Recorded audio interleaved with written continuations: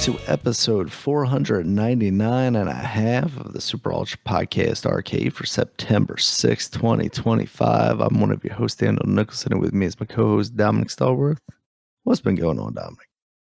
All right, so we've been on hiatus for a while because I had a death in the family. Well, actually, a couple of deaths in the family that I had to deal with.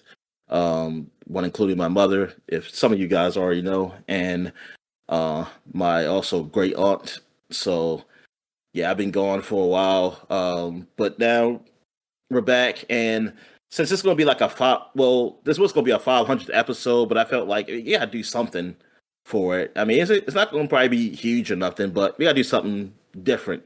So since I really didn't have time to really plan anything, we just say, okay, we're not gonna call this 500 yet then. We're gonna have 100 episodes before our 500th episode. Yeah, exactly. And I mean, we recorded more than 500 like podcast shows, but this official episodes though, it's 499 and a half. So that's what it is. Oh man, they walked them. I think they walked them. What? They walked in a run? Yes. Yeah, they're taking them out now. They bring another picture. Oh, man. It's 3-2. Leave that guy in. Come on. I'm watching the Orioles game at the same time. They are playing the Dodgers right now. I'll think if this pitcher is just giving up in the middle of a game. Yeah. It's like Cal Ripken's night, the anniversary of his 21-31 games like he's played in a row, the Iron Man, breaking Lou Gehrig's record. So it was like a special night. They did beat LA the night before yesterday. So hopefully they could come through and do a walk-off again, because they did a walk-off yesterday. They've been struggling because they got swept their last series against a bad team, Pirates. So now against a bad Oriole team, they're losing. They lost. You know they're not doing good if they're losing to us. Yeah, but they're lucky because the Padres have been doing bad because we swept the Padres, which I was kind of mad at because I was like, we're helping the Dodgers, but then I saw the Dodgers were losing too. So I was like, oh, so they're just losing the Padres too. So okay, we're not hurting them that much, but Padres could have got a bigger lead. And then the Padres lost to Colorado, who was the worst team in the league. So both the top teams in the West are like right now they're just they're struggling right now for whatever reason. But as long as the Dodgers don't win, I'm happy. I mean, I'm root for the Padres always because I like Machado. And then Padres, I guess I don't know. Since we've done the podcast, I probably haven't talked about the trades or nothing. But like Orioles traded 2 players to the Padres actually. To our at the time was like to our probably like best hitters, and Laureano, who actually was like a bench person, but he came to be like one of our best players out there. He's been doing it. He's been doing it with the Padres too, though. Laureano, he's been really good. O'Hearn's been okay with the Padres. All right, but overall, their team, for some reason they're struggling right now. But the best team in baseball, record-wise, is Milwaukee. Then in the American League, I just can't remember who's top. I want to say Detroit's still up there. You got Houston up there. You got Toronto. Yankees are up there, but they are playing Toronto now. They beat them. I think they beat them tonight. I don't know if they beat them tonight. They were winning last time I saw, but they lost to them yesterday. But Toronto they were above the Yankees, and I don't know where Boston is in the playoff spot too, but I don't know what they are record wise compared to the Yankees. Because the Yankees are kind of iffy. They look nice sometimes, but they're not consistent enough. Like you don't really trust them. Like you don't trust that. Like they're gonna do something in the playoffs. Like they can. It's like they can, but then if they lose, you're not surprised.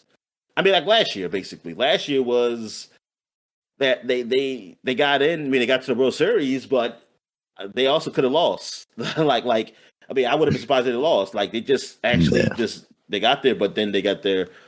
I I wouldn't say they got the butts whipped, but really like their best player did not play well in the playoffs. What you call it? What's his name? Man, Judge. But so oh, you kidding me? What happened? The Oilers won again. What? Walk off. That's a setup. This was a setup, Dominic.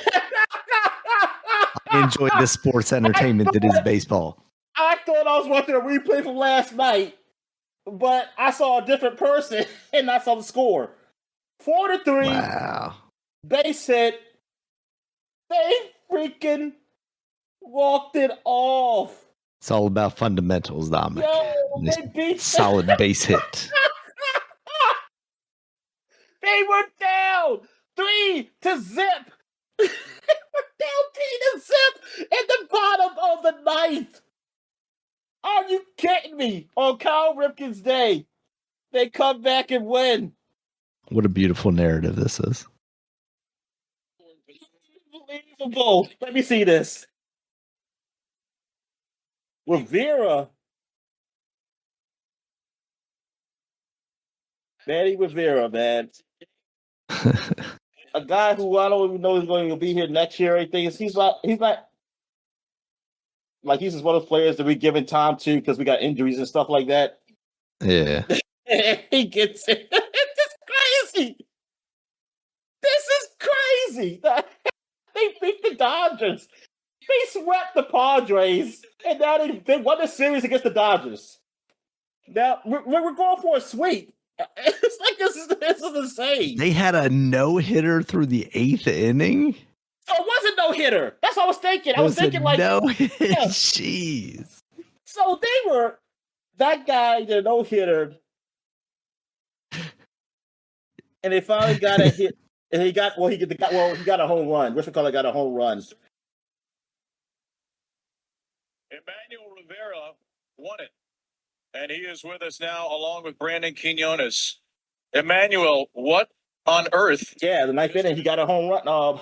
Jackson. Well, we got two Jacksons now because there's a black one and a white one. The white, the white one. He's the one. He's Holiday. Well, Jackson Holiday. His first name's Jackson. Yeah. And the other guy's last name Jackson. He hit the home run to stop the no hitter. I didn't even realize. That's why I was wondering why they kept showing the picture. And I did see runs, but it was so close. The camera shot was close. I couldn't tell what that meant. But that's what I was telling you. It's like, was that guy doing a no hitter? Because I guess they weren't really talking about it during the broadcast because it was Kyle Ripken Day. They just kept interviewing people and stuff. So this guy was having an incredible night. He was. Yeah, but unfortunately, the ninth ended. The MLB commissioner called down and said, "No, this is Cal's night. You can't." But you know what? They probably should have still kept him in. You know what? Some LA fans, Dodgers fans, might saying you should have still kept him in, even if you gave up a home run. I mean, he's been doing good so far. Let him do it again. Let him just go pitch again and see what he does. But I know you try to save arms. They try to save arms and stuff. I don't know how many pitches he's done. They probably because they go into the playoffs. They go into the playoffs regardless, what happens. I mean, they would have to lose like a lot of. they would have to lose a lot of games, and the other team behind them would have to win. I mean, it's a possibility they could be out. They're not officially in, but most likely they're getting in. But man, that is crazy that this happened 2 nights in a row. But thing is, like last night walk off. I mean, it was great, but it was a 1-1 game. It was a 1-1 game, so it's not. But this, you're just being no hit for 8 innings, and then the guy comes in, hits a home run, and I think it was 2 outs. Was it? It 2 outs? Yeah, it was 2 outs. It was 2 outs, and they came back. Oh my goodness, you're up 3-0 with 2 outs, and then bottom the ninth. Yo, that's something like that would happen to the Orioles, not the other way around. Like, good God, that has got to be something. Oh, I'm gonna love looking up like LA message boards and stuff, man. Oh, this is gonna be so beautiful. LA's they might get swept by 2 of the worst, like two like bottom feeder teams. They just lost. They got swept by the Pirates, and they officially lost the series to the Orioles, and they might get swept by them. Good God, LA! Like what the hell? Yep, Orioles magic. That's rock bottom for the Dodgers. Just no words. I'm swinging on my teammates and destroying the dugout with a bat. What happened? What happened? Somebody on Twitter. What'd they say? Dodgers are rock bottom. Just no words. I'm swinging on my teammates and destroying the dugout with a bat. Man. Oh man, that is crazy. Awesome. This is awesome. Oh man, it's so awesome. This is so awesome. Like for how bad the season has gone, it's like this. It makes it kind of worthwhile. And also, like someone who's like this. There was a comment on Twitter. I don't know who would take credit for it. I forgot his name, but he because he said like, you know how every year they say, hey, you don't win the season in April and May, but the Orioles' record has been pretty damn good after April and May. It's because we lost all those fucking games in April and May. Is that we're in the position we're in? So now it's like he said. That's what he said. Whoever said that can go to hell. He said, you don't win it then, but you lose it then for sure. I was about to say exactly. Yeah, you may not win it, but darn, if you lose like freaking only win like 10 games or something until those 2 months or something like that, yeah, it is going to affect you. Because I think at one point it showed like our record was like equivalent. Like after that, our record was equivalent to like some of the top teams, and I was like, damn, if only like we just won some of those games, man. Darn, it's like it's one thing to struggle, but god darn, like we just came out the gate just horrible.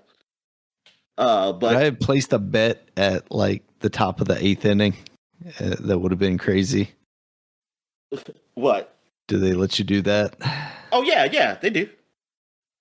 Like mid game, you can, like there's no way the Orioles are winning. And I'm like, I'm doubling down.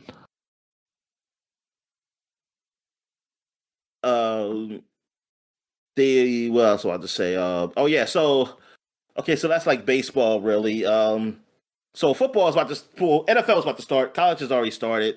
Yeah. There were quite a few, I guess you would say upsets, but there was just the first week or week 1 because they have a week 0 technically. So it's so stupid that they started that shit like 4 years ago or whatever. Man, it's just still stupid.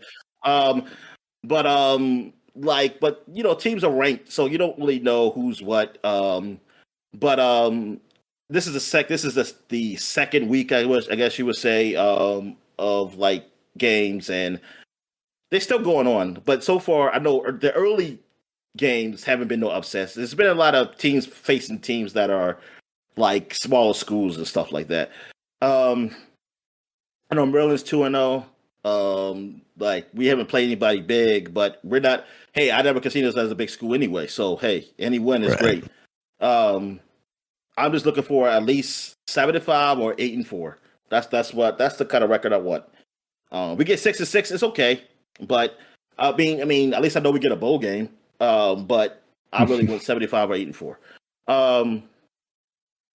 The NFL started. The Eagles beat the Cowboys. That game had like a big long delay because of a thunder lightning storm. So they had to they stopped for a while, and then after that, like it started up back and forth, like they were just scoring, and after that, man, just nobody scored really, but the Eagles came on top.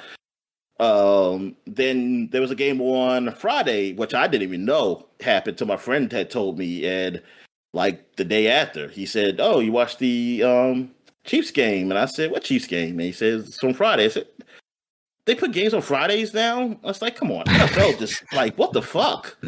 Like, there was no reason to put a game on Friday. So the Chargers played the Chiefs, and the Chargers won. So they beat them. So the Chiefs started 0-1 so far. So it's like, yay! They finally lost, including the Super Bowl. They lost 2 in a row, which they haven't done in a little while now. But you can blame it on Kelsey and Taylor Swift for how dare you? Beautiful love and everything. Yep. It's like But Just let the world yeah. celebrate the way they want, Dominic. I know people just. I was listening to people say, "Why can people just hate their love?" It's like nobody truly hates their love. They just hate seeing it. Like they just hate seeing it all the time. That's what it is. Like I don't give a shit I want about every them. billboard on the highway to say congratulations. Yeah, like I was Mr. telling and you, I went Mrs. to Taylor Swift. a museum called Nautica's, which is a ship museum. Like it talks about ships and everything, all kinds of ships from olden times to like warships and stuff like that. And then there is a USS Wisconsin that's in there that it was in World War II and it got refitted for Desert Storm because I was very confused because they talk about it and now it's just out of commission and people go on tours on it because I was confused because I saw it was World War II and I looked up there and I saw computers and I was like these old computers like in the 80s and shit. But I was like, what the fuck? I said, this is World War II? I said, they didn't have that was when the computer was like formed, really. Like almost invented because of the World War II. I said, how the hell they have these things? So they were ahead of their time. They were ahead of their time. I was like, but no. Was on that ship himself, programming those computers. But no, because I had to look it up. I said, nah, man, something's going on. And then I saw like, oh, it's been they refitted the ship for for like the Gulf War or something like that. And I was like, oh, okay.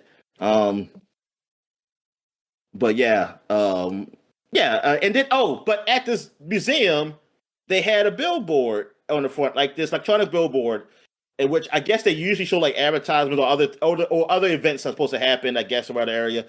And it had Kelsey and Taylor Swift. It said congratulations to Travis Kelsey and Taylor Swift from Nautica's. And I didn't know they got engaged. I just saw that. And I was just like, what? I said, I guess they got engaged, but why are they showing it here? Is there something special about this place that has something to do with them? So I went to ask the lady at the desk, and she said, yeah, they got engaged. So somebody put it up there. It's like, yeah, I saw it too. I don't know why it's up there. And then I talked to my aunt, who she works there. She's like a director or something. And I asked her, I said, why you got this up here on Nautica's? Like, is they connected to this area that I didn't know about?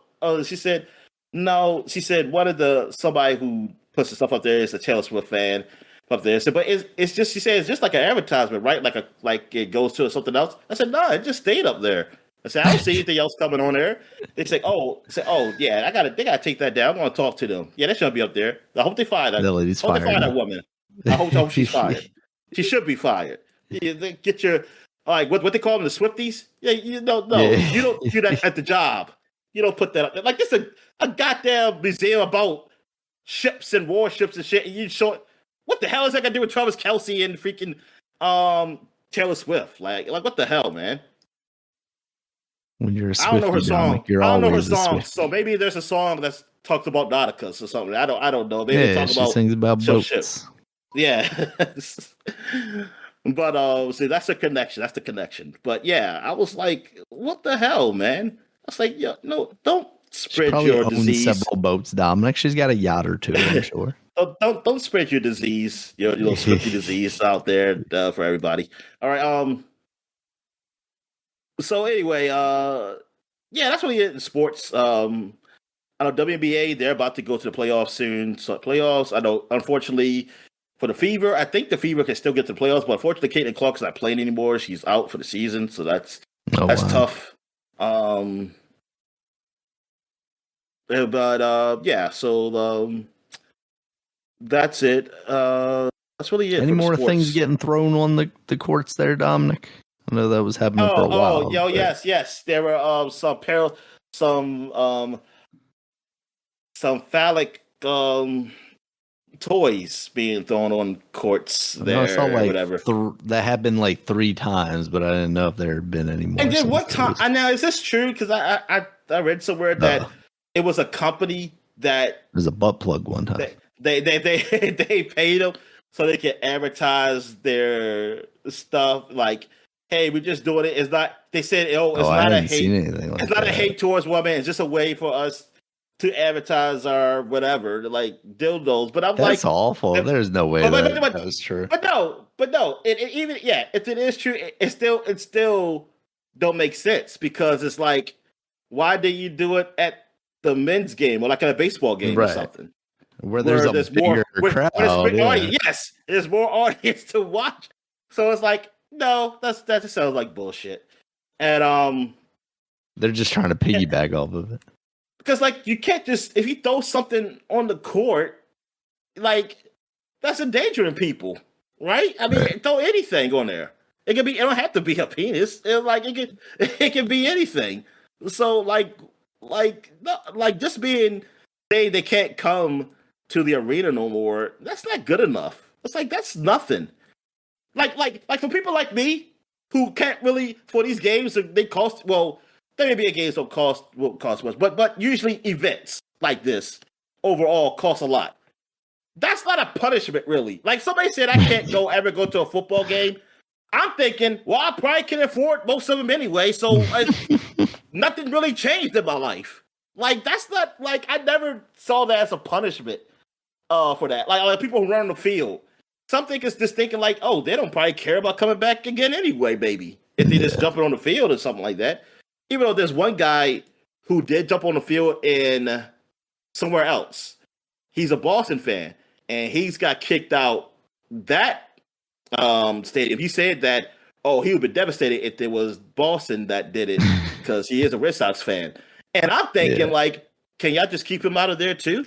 Because, I mean, that should just be like, the guy's in danger. Yeah. Say, this guy's crazy. Like, I'll just say, like, nah, you kicked out of all games.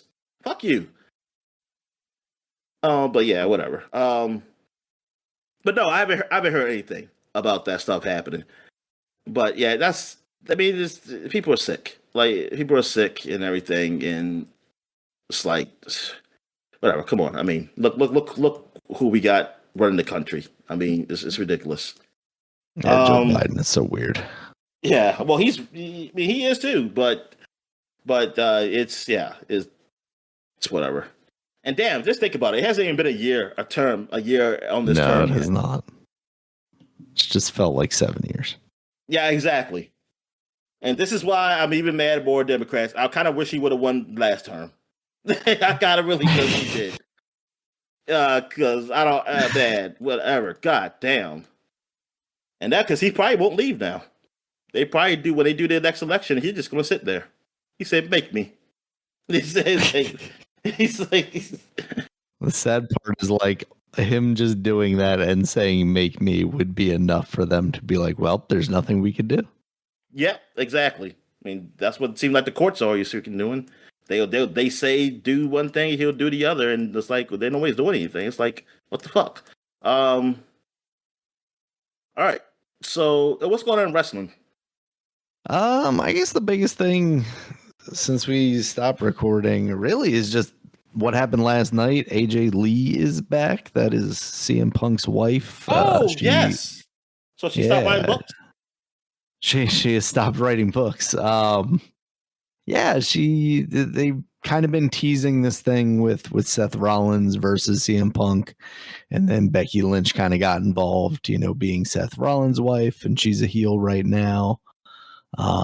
So they've been teasing this, kind of bringing back AJ. Is Becky Lynch the Irish woman?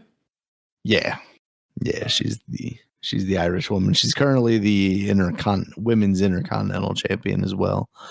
So that was pretty hype. I mean, AJ was, I guess you could say, ahead of her time. Basically, she was the best of the best as far as women's wrestlers go in an era when there weren't like a whole lot of So her real wrestlers. Name is because it says right here AJ Mendez. Did she change it? Yeah, AJ Lee was just her stage name basically. I mean, I know that, but I'm just wondering. Is it AJ Punk or whatever? Brooks, Phil Brooks. Well, I'm looking at here. It says AJ Mendez on Google. Like they're not even calling her AJ Lee. They call her, they call her real name. I'm like, they put call Hogan. They don't say whatever the fuck his real name is. Yeah. Terry Baloney. Yeah. I guess she's just kind of been out of it for so long that maybe they're, doing it that way. Because it's What about been Fox like News? Fox News over reporting 10 this. years. AJ Lee returns to WWE. Like, Man, we are just desperate for clicks on every website. Literally every website just after desperate to 10-year get traffic. absence. Damn, it's been 10 years. Yep. And I Yep. remember when you talked about it. Yeah. So, man, that is kind of crazy that we're coming full circle, basically. Like, yeah, guess we were doing this when she left. Yeah. Yeah, because that was post like Paige coming up from NXT and them beefing with the Bellas, and Nikki Bella's back. I don't know if I talked about I feel like I mentioned that at some point, but she's back. Still not particularly great. Probably worse than she was the last time she was there, because at least she was improving like near the end of her stuff. But yeah, this last match against Becky wasn't particularly great.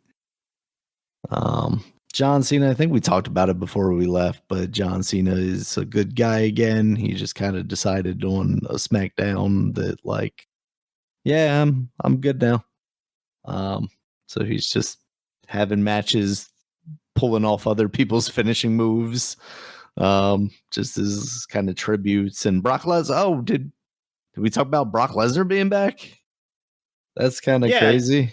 Well, yeah, because you talk. Well, we never talked about it. I think I talked to you. Okay, yeah, because I asked how you feel about it and how you said you didn't like it. Yeah, I mean, he's too wrapped up in all that Vince McMahon stuff. You know, he's been officially named in that lawsuit. They're not suing him or anything, but he is a player in the thing, because I think one of the charges against Vince was like trafficking or something like that. And basically, their text messages saying that, Vince was offering this woman up to Brock Lesnar, and it just turns out he got too drunk and didn't show up for the date or whatever. So it's gross to see him back, honestly. Like, there's no reason for him to be back. They've got plenty of people. They can do other things. But for them to kind of feel like they needed to go this route, I don't know why. And then the explanation of it, like, I think after the pay-per-view, Triple H was like, oh yeah, John wanted him back so he could work him one last time before he retires. And then John Cena was basically like, I just do what the company tells me to do. So it was basically like everybody's pointing fingers at somebody else, saying like, oh, it was his idea to bring him back. So I mean, there's the crowd's obviously still like kind of crazy about him, but I'm good without seeing him. They did just announce that John Cena's like actual final match is going to be on Saturday night main event in, I think, December, but it's going to be from the Capital One Arena in DC, and I'm kind of tempted to see if I can get tickets to that, because I think that would just be kind of cool to. I don't know that I've ever actually seen John Cena wrestle live, and it would be kind of cool to be part of, I guess, history. So yeah, and AEW's pretty much killing it right now. They've had some pretty incredible pay-per-views. It's going to be interesting to see where they go though right now, because there's a lot of their kind of main talent that they've been leaning on, Swerve and Will Ospreay. They're both out right now, kind of recovering. And hold on Kenny Omega. Sure. Hello? What'd you say? Oh, shit. I think she said open the door.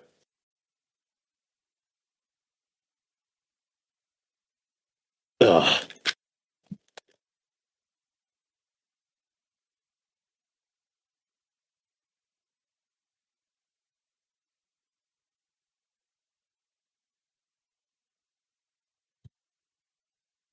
Always wanting to walk off again.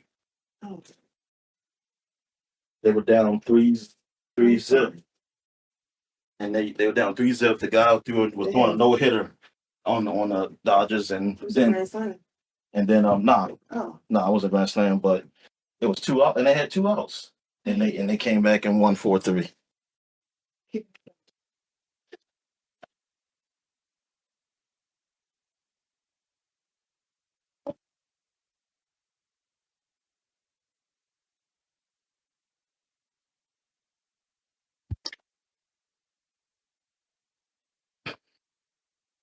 Where's my headphones? All right, go ahead. All right. Also, it seems like Kenny Omega is going to be out for a while. So I don't like that they're all kind of recovering from injuries, but I do like the opportunity this gives AEW to maybe move some other people into some positions. Hangman is their champion again right now. They've got him kind of feuding with MJF. And that's all good stuff. Edge and Christian are kind of doing this like Christian's still a bad guy, but he's working with Edge, and they're, kind of nostalgia act tag team right now. That seems fine, but I don't know if they get like the tag titles wrapped up in that or something like that. It feels like it's unnecessary. And I think generally just AEW is doing a great job. They're bringing their pay-per-views to HBO Max, but it's going to be one of these things where like, oh, now HBO Max has a way for you to pay for additional content, which sucks because I was hoping this announcement would come one day where they would be like, okay, we're just going to put the pay-per-views on here. Oh yeah, do you see what they did to Peacock? I did not, but I know now WWE's got to deal with ESPN, so they're going to be making people pay for pay-per-views again too. What did they do to Peacock? Well, Peacock, like I can't watch sports up there without that's another package. It's a lot of shows I can't watch anymore. Gross. They put a lot of just even regular shows though, because my sister was saying she was trying to watch a show. And I looked up there because first I was like, I thought it was just the sports because I was like, I can't watch the game, but I can watch it on NBC Sports if I put my friend's like Xfinity account up there. And but like I was looking at Peacock, I was like, oh, it's not just that. It's a lot of shows that I used to be able to watch. You can't watch it. Like I was like, wait a minute, I thought like you could just watch it with commercials. It's like why? Now they're making it so that you have to go up to Premium Plus to watch them. That's gross. That's because they lost the WWE stuff, so they're like, we're not making as much. And I was thinking, like, I'm just thinking, like, you don't need it anymore, then, right? I mean, you might just cut it off. Like me personally? Yeah. Oh, I've been off of Peacock for a while now. But I've been using your account. That's the only account. Yeah, I don't have no maybe that's why you can't get on stuff then, because maybe there's like a free tier that's I don't think I'm paying for it. Oh, okay. So that's why I can't get on. Oh, okay. Yeah, because ever since they switched to Netflix, I was paying for a VPN anyway. And as Stephanie McMahon advertised on her podcast, I can watch all the WWE content from around the world using a VPN. Oh, yeah. You don't need the Peacock if you got that. Yep. I mean, it's nothing really that worth. I mean, my sister wants to see about stuff, but other than that, it's not worth it to pay for all those apps, man. It's just too many. It really is. It's so ridiculous at this point that we went from we're cutting the cord and we can just have you just have Netflix and Netflix has everything, and then everybody decided I want to be my own Netflix, and now here we are like taking the worst of what was cable and applying that to each of the streaming services, and it's actually worse because at least with cable it's all in one place. Exactly. And now, like with sports, man, it's like it's awful. Like you got games are on Apple, games are on Amazon, games are on Like when you say there was a this, thing yeah, on Friday, like was that like an YouTube. Amazon? It was YouTube Yo, TV. jeez, okay, that's gross. Yeah, it really is. It's like I'm sorry. Like for me, I'm at the point in life like, yo, if you just want to make it harder for me to get it, then I'm just not gonna watch. Fuck it. Yeah. I play video games. It's like I'll just do something else. I'll watch something else because it's not like fuck it. I'm not gonna bend my back or like pay out the wazoo just to watch a game. I know Sling is. My sister saw that Sling was finally doing like you can pay like daily, like if you just want to watch something for a day Interesting. instead of just paying like like for the service something like for a month. I was like, okay, that makes sense. Like if you we'll take whatever money you're willing to give us. yeah, I mean that makes sense though. Like if you just want to see like one thing, yeah. Because I was like, I don't want to pay for freaking like the whole YouTube thing. Like, give me something cheap for a day. And if it's like if it's like a pay-per-view kind of price, then fuck it. That's still fuck it. It's like, man, that's stupid. It's like, yeah, man, it's just awful. I'm looking at somebody's tweet from the Orioles. It said, "It's funny after holiday homered. I expect a lot of fans like myself were like, haha, could you imagine if they actually do this? Like come back and they actually He had a 8.2 innings pitch. No hitter. One more out. Just one more. You gotta watch that man tonight, Dominic. Awesome. Yo, you also better watch that coach that took him out. Whatever. They're gonna probably sit him. They're gonna have ice. And then send them. Just send them back.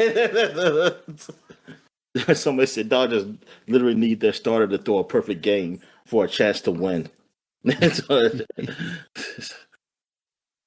Near perfect isn't good enough. Yeah, that's crazy. Oh yeah. Oh, I'm sorry. We're doing a podcast. All right. So where we so where we at? I think we're on to what we've been watching basically. Okay, so since I've been here, I have not. Well, like I already talked about Superman, right? In a previous podcast, I want to say. Yes, I believe so. And so I have not watched any movies. I had a chance to go see Fantastic Four, but then I complained and said, "Hey, where's the IMAX theater?" And I was there. It was too far. And we said, "Oh, we're going to look for it," but then we didn't end up doing it. Because the day that my aunts wanted to do it, I was still tired from the previous day, and I don't know how they had energy, but good for them.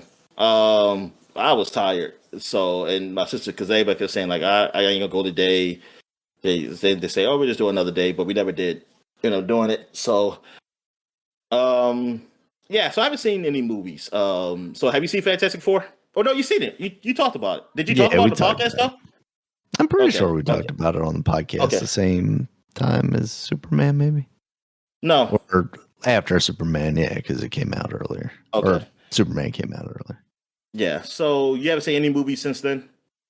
Nah. I did, I had mentioned wanting to watch Ford versus Ferrari, and I did end up watching that. As it turns out, very good movie. Oh, yes, it's a very good movie. Yeah. Now you gotta go watch what's the other one that came out this year? F1. F1, yeah, we gotta watch F1. Yeah. Did you watch the one with Chris Hemsworth one? No, I haven't seen that one yet either. That was good. I forget what that one's called. But yeah, have you seen Elio? You gotta support the Pixar movies then, because they're gonna just have Toy Story all the time. Is that came out, right? Yeah, that came out in May, I want to say. In May? Did it come out that long ago? It was. Oh my god! I believe it was before. It was before Superman. I remember when the toys were at McDonald's, I guess. But oh my god, yeah, that movie came and went. Jeez. Yeah, they said it bombed because nobody went to see it. It was June. It was June 20th. But it Even was before then, Superman. man, that thing literally just came and was like, I heard about it out of nowhere, and then it was gone before I heard about it again. Yeah, that's what a lot of people were saying. They were saying like, I didn't really see it really advertised like that. And so the Pixar people were complaining, saying like, well, this is why it's going to be like 13 Toy Stories. And I said, you know what? I don't even care anymore. Like I don't even care anymore. Do 13. Y'all pathetic. I mean, y'all are pathetic. I'm sorry. I mean, because y'all doing a fifth Toy Story. It's ridiculous. It's fucking ridiculous. Well, we need a fifth Toy Story to wash away the fourth Toy Story. It's the do-over. I mean, fourth Toy Story was good. Like all the Toy Stories been good. All the Toy Stories were good to me. I mean, they were rated good too. Yeah, no, they were. Yeah, I mean, I like 1, 2, and 3. 4 was just didn't do much for me. I mean, it didn't have to happen. It didn't have to happen. Like it. I mean, that's the thing. It was. I mean, I thought it was. I was shocked how good it was when I saw it. I was like, oh, they actually did something there. But honestly, they should have just stopped at 3, though. I mean, that was an ending at 3. I mean, with 4, they just made it like, oh, Buzz and Woody separate. Yeah. Now I'm thinking like, what's the 5th one then? What the hell is that? Because you can't put them back together again. It's like, you can. We've whitewashed Tim Allen enough. We can bring him back now. Like you, I don't know, man. That's just. I think it's just. It's ridiculous that they do that. Like how. Like you have all these ideas. Like you know what? And that's the thing. I was saying. I mean, actually, I think I did speak on Elio in the past podcast. That you have these ideas. I mean, yes. It's not. Yes, you're not going to be a blockbuster, but that's not as the artist, or I mean, like the writer or the people. Like, see, that's the problem with movies. Like, if your whole thing is based on money, it's already ruined. It's already ruined because it shouldn't be based on that. Like it should be that. Hey, this made a lot of money. Oh, that's great. Like that's a good thing, but that shouldn't be the But I created the thing I wanted to create. Yeah, exactly. Yeah. That's what it's supposed to be. My vision came to fruition. Like if it's good, it's good. And it's like, okay, yeah, I don't care if not as many people saw it as like Avengers Endgame. But what the fuck? I mean, that doesn't matter. And like you say, you're like, oh, it bombed. Not a lot of people saw it. It's like, well, okay, but it was a good movie, though. The people who did see it, they say they liked it. Okay, everything's not going to be. It's like, how much money do you want? Does it have to make? Like, why does everything have to be like such a blockbuster? More it's than the last movie. It has to make more money than the last movie. And that's not how that works. All right, so what we're watching?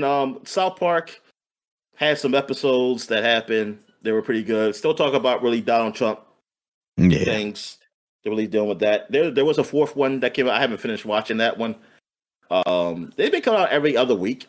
They haven't been it's been every other week. In the 3rd one, Randy's leaving the weed farm, right? That's what happened. Yeah. He's doing synergy. It will whatever, like think box, like what you say, like a think tank stuff, like that. All those buzzwords that they say, like this is what we're doing. Where it's like it's nothing. It's like you're doing nothing. And then he gave away Tolly. Tolly got taken away by Donald Trump. It's been used as like a spooge towel. But and this one, the 4th one dealt with. I'm trying to think what it dealt with.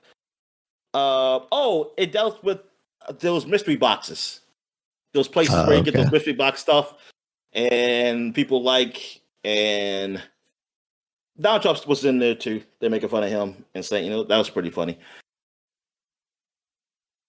But yeah, I didn't finish it. But yeah, it's been all right season so far. And I watched a lot of King of the Hill. Yeah.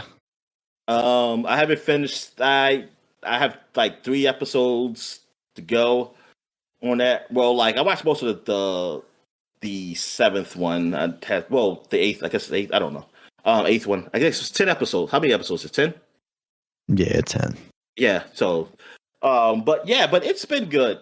Like it's been a good season. I mean, they haven't missed a beat with this series. No, not at all. They like It's the really writing incredible. it's still like the same as what it was, like how the writing is. I mean, it's just that the time has moved forward. Like Bobby is 21.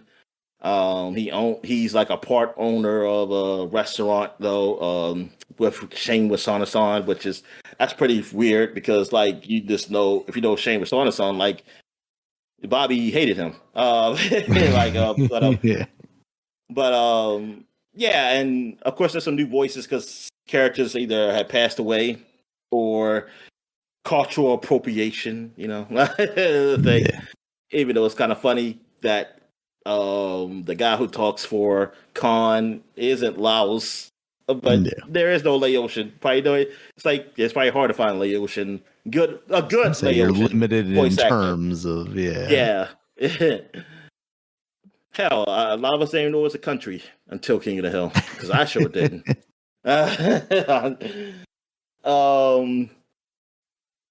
But yeah, hold on, huh? Okay. So yeah, man. But no, the show has been incredible. Like it's been funny. It's like it's as far as like shows that do remakes, like most of them don't. No, not remakes, but like try to continue their seasons from years later. A lot of them don't do well. Most of them don't. Yeah. And this is one where I'm actually so impressed that how good it is. Like I was like, man, I wish those other shows did that because even like my favorite shows that came back, like Futurama, hasn't been that good. And they did it like 3 times. Yeah. But they actually been like the one at Comedy Central was actually okay to me. I thought it was all right. Yeah. I like that stuff. And then they did it. I know they did it for Hulu. They did it. I think they did it twice for almost Comedy Central or something. Or I forget. Yeah, they did it because they did the movies. Yeah. And then it broke them down to shows. Back the series, right? Yeah. Yeah, because they broke those movies down to episodes. Because now when you look at the seasons, they don't show like one big movie. They've been broken down to like 4 episodes each, I think, for each movie. And like I haven't finished watching the Hulu one, but that wasn't really that great. The ones I watched. I remember like Rest of Development. I was been waiting for that. It was okay. Like the Rest of Development one, that was okay, but it wasn't the same. And it didn't feel the same as like what it was. I can still see the difference. And like it just didn't have that magic like it did. But I enjoyed what I saw for the first season when it came back. When it went to like the other seasons, I kind of fell off. There's been other shows too, but like, yeah, I can't remember them because they weren't that good. So yeah, this I'm pretty impressed. So what you think of it, King of the Hill? I can't remember. I feel like I talked a bit about it on the last podcast, but yeah, I was deeply impressed by how good it was. There were a couple of things that stood out. You mentioned it, basically like the voice acting changes. Those were a little bit distracting, but otherwise, like it genuinely felt like this was just more of what they were doing with King of the Hill. Like they understood what that show was in a way that it kind of felt like when they returned on Hulu with Futurama, they did not, because that first episode of that turned me off to it. And this just literally, I was doing work and just sitting here and had it on the entire time. I went straight through in one night watching all those episodes because I was just ready to keep hitting play on the next one. It was so good. Yeah. Anything else you watched? Nothing that sticks in my head, honestly. Yeah, I can't think like any trailers happen. I think I saw a trailer for Tron, a newer one, Oh yeah, maybe. that is coming out soon, isn't it? I still have no idea. Like, I hope it's good. But like, yeah, I don't know. Trying to think any other trailers I've seen of movies or shows. There is a show. I just don't remember the title. That's supposed to be coming out. I think it's coming on Hulu/FX. That looks pretty interesting. It has Brolin, Thanos. Josh Brolin. Thanos. Yeah, he's Okay. yeah. I know he stars in it. It shows coming out pretty soon. I don't know. I heard did they have a James Bond now? Did I see that right? They have a I James feel Bond like for you saying that. I feel like I did hear something about that, but I never like saw anybody talking about it. Yeah, I just feel like I saw it on like my phone on the Google thing, and I just went past it. Our new James Bond has been officially confirmed. Let's see. They just talking about the video game. They just talking video game. I was gonna say. Yep, that's exactly what this is, Dominic. Oh crap! Oh well. Fucking gaming Bible. Yeah, I don't know about anything. Oh yeah, they are officially going to do a movie based on a game. Oh wait, did I can't remember they announce that? I feel like at some point I heard that Aaron Taylor Johnson was gonna be the next Bond. Okay. I don't know who that is. He played Craven, and also he was the the guy who likes the old lady. Okay. Yes. Yeah. Oh my goodness. Yes. But I don't know where I saw that. Gears of War. It's like they said officially doing a Gears of War movie. No, Call of Duty. Okay, he's not officially confirmed. A Call of Duty movie is officially in the works now. I hadn't seen that at Paramount. And then I saw some talk that like Steven Spielberg was originally like talking about doing it, but he wanted creative control and they didn't want to give that to him. They gotta get the Halo movie off the ground first. They can't even get the Halo franchise off the ground down. They're not getting a Halo movie. I believe it's on Netflix now, that series. The first 2 seasons. So cross your fingers, man. Maybe it might get popular enough. It's like sure. It's not. Just like we still haven't gotten a lot of milk. I want a lot of milk. Oh man. Give that to Hulu. Let them bring it back. All right. What else we got here? But yeah, I guess that's it for what we'll be watching. So I guess we get to video games. So what video games you been playing, man? Yeah, so some more Donkey Kong. Still not very far in it though, so not much more to say about that. I did play some Wheel World. Got a bit further than where the demo kind of ends on that. I like that game a lot. It's not something that like is going to take priority over really anything else that I'm super interested in. So I don't know if I'm going to find myself going back to it with kind of all the stuff that's out right now. But I did have a lot of fun with that game. So Wheel World, are you biking around the world? Or something like that? Yeah, sorry. Yeah, so it's basically kind of an open world. I know originally people were kind of comparing it to Breath of the Wild because it has like a similar kind of cell shaded art style to it. It's very chill. You're going around the world. You're challenging different bike kind of clubs to races, and you're getting these special parts because your bike is like sentient and it needs its special gears and whatnot. Yeah, and it's not super involved. It's very don't want to say arcadey necessarily, but the biking is very simple as far as control wise goes. You hold down a button and you go in that direction.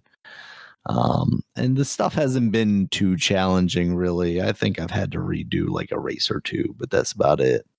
It's a cool game. I think if you're just looking for something to kind of mess around with, if you're like listening to some music or to listen to a podcast or something like that, it's definitely a very like I'm doing something else complimentary game.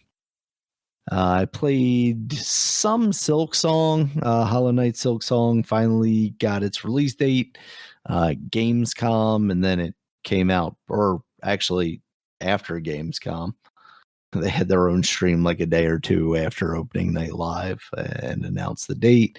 It was only a couple of weeks away, so here we are. It came out this past week, and just right at the beginning of that. But so far, feels really good. I like Hollow Knight a lot. It definitely made some design choices that I didn't necessarily love, which kind of made it easy for me to fall away from eventually, particularly like regarding the map and the way they handled that. Like you had to have a special item to be able to actually use a functioning map, like have a functioning map to see where you are in the world. And then just the difficulty level, was a bit complicated for me. So I was never sure if I'm like going in the right direction and facing a boss that I should, or if I'm just facing a boss that I am not prepared for yet. So I hope this smooths that stuff out a little bit, makes it, I don't mean this derogatorily because this is what I'm looking for, but like a more casual, friendly kind of experience. And then I played the demo for Shinobi Art of Vengeance. I played that on the Switch 2. I also booted it up on the PC because on the Switch 2, it's very pixelated. Like it's kind of low res. I think that's because from what I saw, there is no native Switch 2 version. So you're just playing the Switch 1 version. So I'm guessing it's kind of running it like an upscaled resolution. The PC one looks much smoother, but the gameplay wise, that thing is fantastic. Just regular side scrolling kind of action platformer, heavier on the action. It looks really slick. And the Ninja Gaiden game, Rage Bound, I think it was, that came out a couple of weeks ago, that felt really good from the demo too, but this kind of even more so. And it feels a little more like less of a budget thing, and it's partially because that Rage Bound was a pixel art thing, and this feels like they put a little more money into it. It's looks very like fully animated, and it's very, very slick fighting, very smooth combos and whatnot. So yeah, That's I like that a lot. I don't. They have those games come out like fairly together, like this like Ninja Gaiden and Shinobi. They're like in like those are the two. I wouldn't say they're competing, but they were kind of those ninja games back in the day, like those side-scrolling games. And I mean, I know like when Ninja Gaiden, they're really kind of focusing on the 4 really, and then they had that game come out, but. It's kind of cool though. It's kind of cool how they just like flashing the past, like coming back with something new. Yeah, and both of them are successful, which is awesome. Yeah. That's it. Yeah, that's when did Shinobi come out? Is that out or that's just a demo? Shinobi came out either this past week or 2 weeks ago. Yeah, it's out now though. All right. So I've been playing a lot of stuff. Like over these weeks, a month, and so. So Persona 3 I saw that it was going to be gone, so I was like, oh, maybe I can just kind of rush through it and finish it. But that kind of happened when my mom passed, so that kind of slowed me down. So, but and I got it pretty far in it. But that game is long. It's longer than I thought because I played a lot of hours in it too. Because like I was playing games for like hours and hours. And but yeah, unfortunately it went away. I hope it comes back, man, or something. And just like Borderlands 3, because I was looking at that like actually maybe some couple weeks ago, because I was like, hey, I want to get back to Borderlands so I can do these DLCs that I didn't never get a chance to play. And unfortunately, it said, oh no, we're leaving. And I'm like, God damn, you just came up here. And like just because the fourth one's come out, it doesn't like I get it, but it's like, yeah, you went up here that long, and it's like, hey, ah, man, that sucked. So yeah, but Persona 3 Reloaded, yeah, because so with that, like I already played Persona 3 before, the remastered ones, like upscale basically of the original ones, and this looks more like closer to 5 and Persona 5, and it's good. I mean, they done a really good job with it, like doing it, and like yeah, I had a good time playing it. Um, the what else have I played? I've been playing Fire Emblem Warriors, the latest one. The Three Houses one. Like because since I was away in Virginia for a while, I had my Switch with me, so I've been playing that. Going through like kind of finishing. Well, I didn't finish it, but still I got farther on one of the campaigns of it, and yeah, I mean the story gets like the story is like taking a kind of a turn. I think I got to a point where we're not really fighting each other anymore. Like we're kind of understanding that something else is going on. So the kingdoms are kind of working together, but not really working together because they can't. Because it's like politics and stuff like that. Like they know what's going on, but they can't just be like, oh yeah, we don't do this and like we were wrong and stuff. You just confuse your people and like what the hell's going on. But yeah, it's kind of interesting how they deal with that. Like it's really like they get like have some serious politics stuff and it's still anime kind of animated at the same time. It's kind of weird. It's like, oh, this is nice, and it's still got the silly anime stuff that probably happens and everything like that too. But I like it. I like how that how this one takes like the story to another level compared to the other Fire Emblem games I played. And what else? I've seen maybe I should seen played. Oh yeah, I've been playing since I've been out. I was also playing a lot of streaming games. So I was just because I had my Oculus with me, so I was like, let me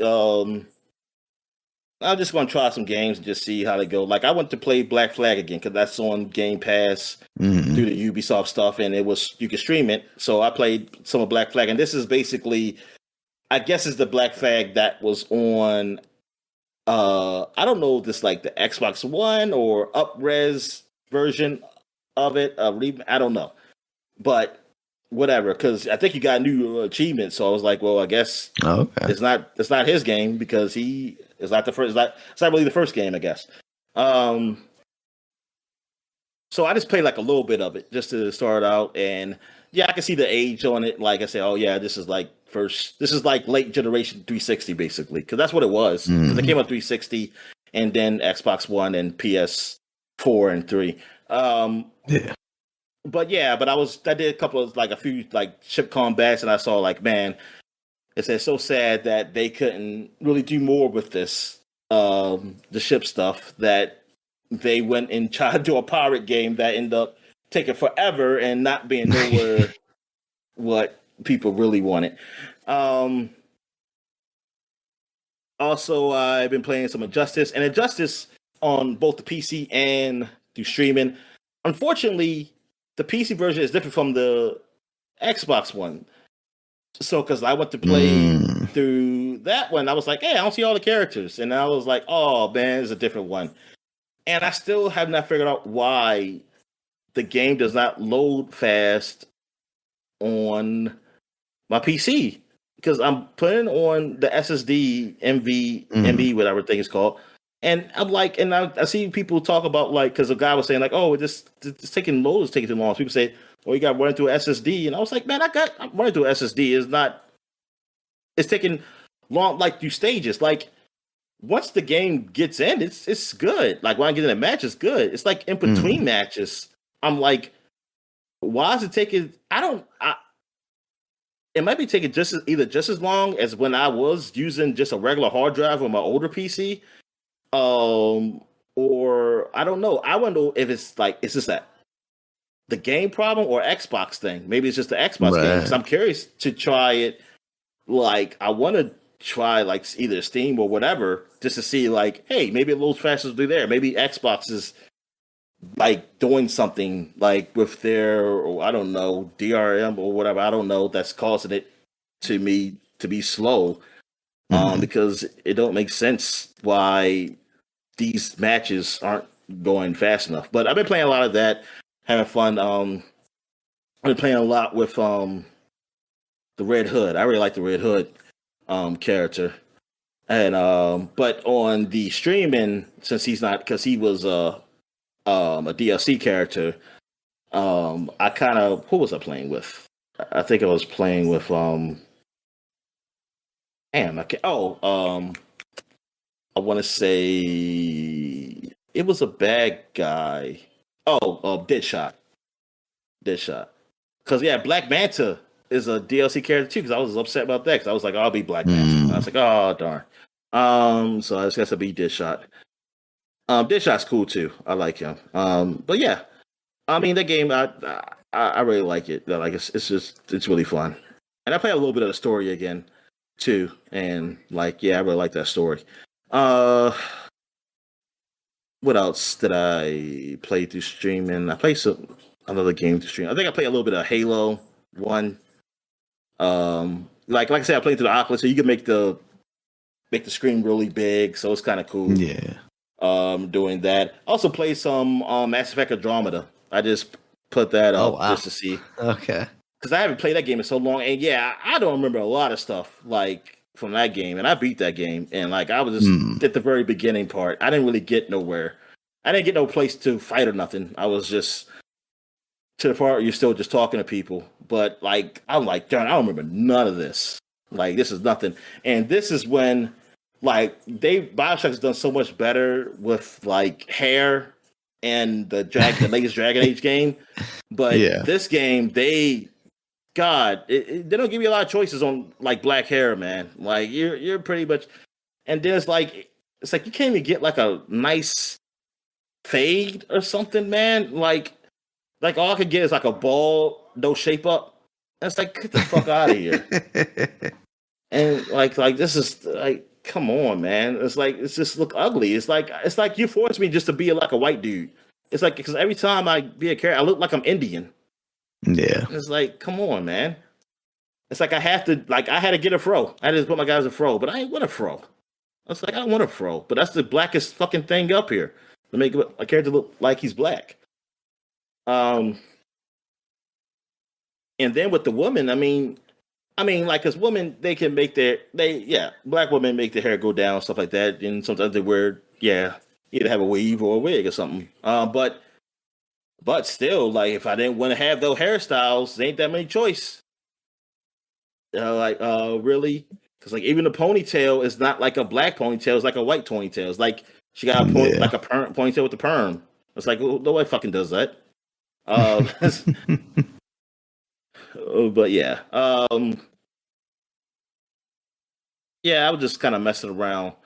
I also was playing on my phone, too. I did some streaming. What did I play on my phone? Oh, I think I was playing Avowed. Yeah, I played some Avowed.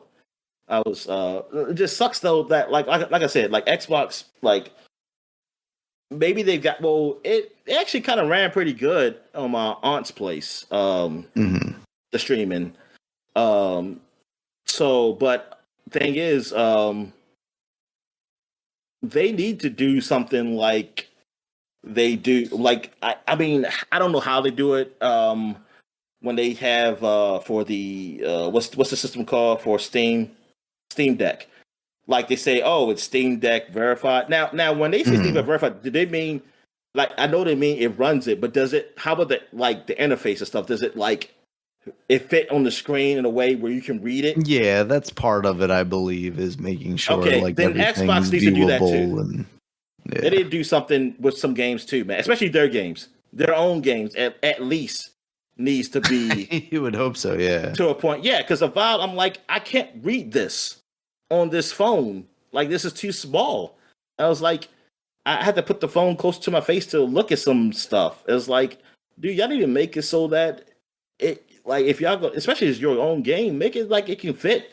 Like make the interfaces like, oh, like make the words bigger or something like that. Like I put it on the biggest font, but it's still equivalent to like if it's on a TV or a monitor, not a phone.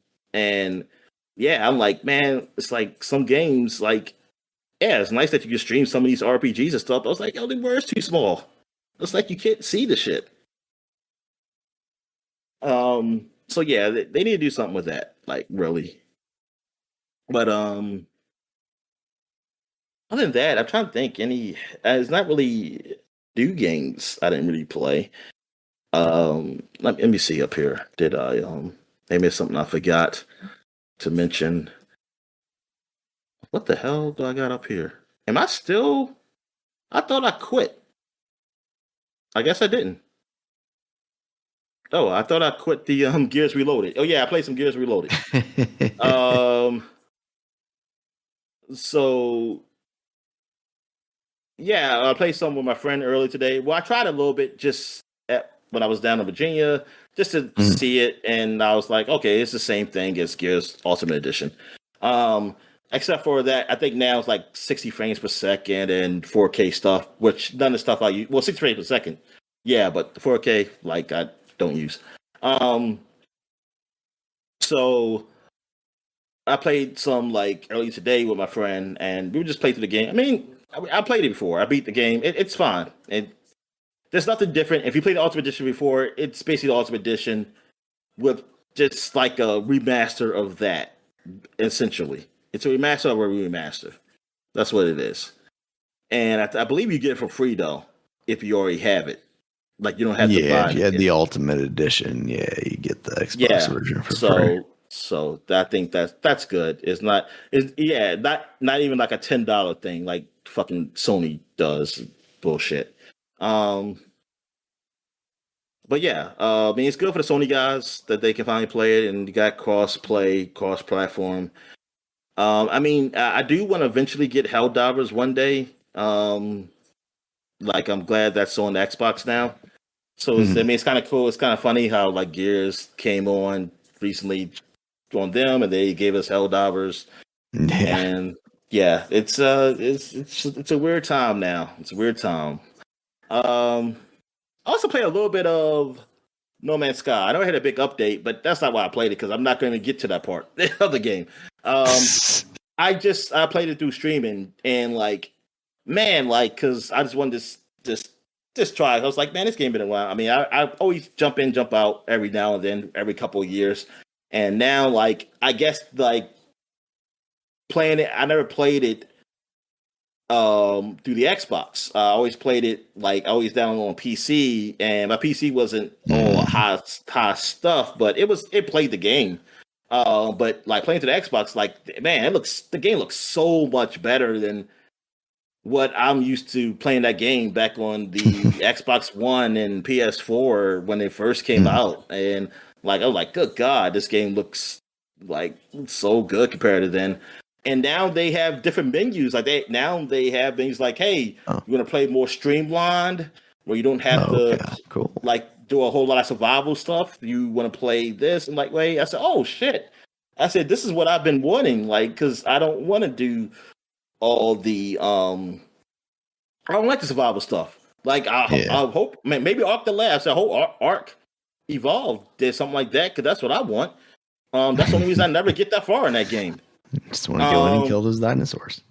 Yeah, and it's something like, I mean, like, I know people keep comparing like Starfield with this, and the only reason I always said like I will always still before Starfield is because they have a story, and like you have actual missions, and like that game is more of you just exploring, which is cool. Like, I'll say that, yeah, the exploring stuff is better in No Man's Sky than Starfield, but Starfield with actual missions is just, it makes things more simpler for me. Because the exploring stuff, it's really up to how much I want to do that, and I'm going to stop. And now that they have this stuff happening, I think they got some little story stuff that happens within that game. Maybe I'll check it out. I'll check on No Man's Sky and see I can get into it finally. I mean, that's really what it is for even the game. What's the Xbox game? Honey, I Short the Kids. Grounded. Yeah, and like that's really I mean, they say there's some story stuff in there or something like that, but yeah, I want it to be like, hey, the survival stuff is minimum. It's very minimum. I don't have to really focus too much on that. Like, I want an actual story. Like, I don't mind going to the world, like being small and everything, but I don't want to survive. That's the worst part of the game for me. I mean, that's essentially what the game is. I don't really like doing that. I don't like collecting stuff all the time or making sure, like, oh, you're eating or you got the food.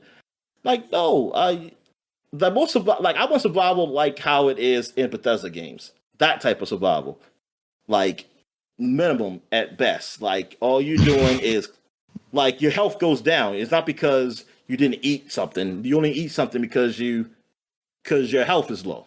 That's the only time I had to eat.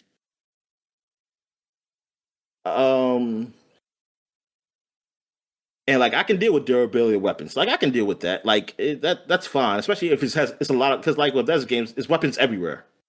So I'm like, okay, fine. Like I can do that.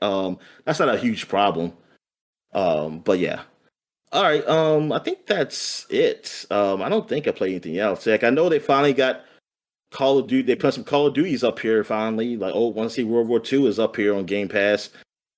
Though I guess you still download the Call of Duty hub, because when I go to install, I was just curious to see how big it is. It's 141.38 gigabits, and I'm like, I think you got to do one of those things where you have to do like the deep dive into the menu and select specifically only the thing. It's so poorly done. It is hard. That is horrible. Like at this point, it's like, yo, I just want the game. Like, or you give me an option to say like, hey, I just want the campaign. I'm not playing multiplayer. Yeah. Like that's bad. Like I don't have enough room for that shit. They put something else up here. I'm trying to think some other Activision thing. Oh, so you haven't played the Rogue Prince of Persia yet? No, I still haven't played that because that came out like free in early access at one point, I believe, and I just never got around to it because I think even then at that time I was playing the Lost Crown one still. That's around the time where I'd like gotten back into that one. And now that one's out, I just haven't gotten a chance to yet. Then I got these other games, like I think they're like free to play games. Yeah, War Thunder, and I think War Thunder. Yeah, I've gotten enough ads about whatever my battleship to. There's another game called Enlisted. Let me see if this is a free game too. Yep, Enlisted. They're probably the same fucking company. I don't know. Yeah, the U.S. military. Oh man. Okay. All right. So I guess that's it. I've been playing some RoboCop. I played some RoboCop. Nice. Yeah, I got a little farther than what I did before when I was playing it. But yeah, then I stopped. But yeah, it was all right what I played. I gotta get back into that. Yeah, we'll see. All right, so I guess we'll take a quick break. When we get back, we get to the flashback segment. All right. And we're back. So now we're doing the flashback segment, and there's not really much to say. We're flashback into 10 years ago, and it's pretty much one game that's worth saying for the month of August. These last few weeks of August. Probably the whole month. Yeah, I think it just did the whole month. Everybody's Gone to Rapture.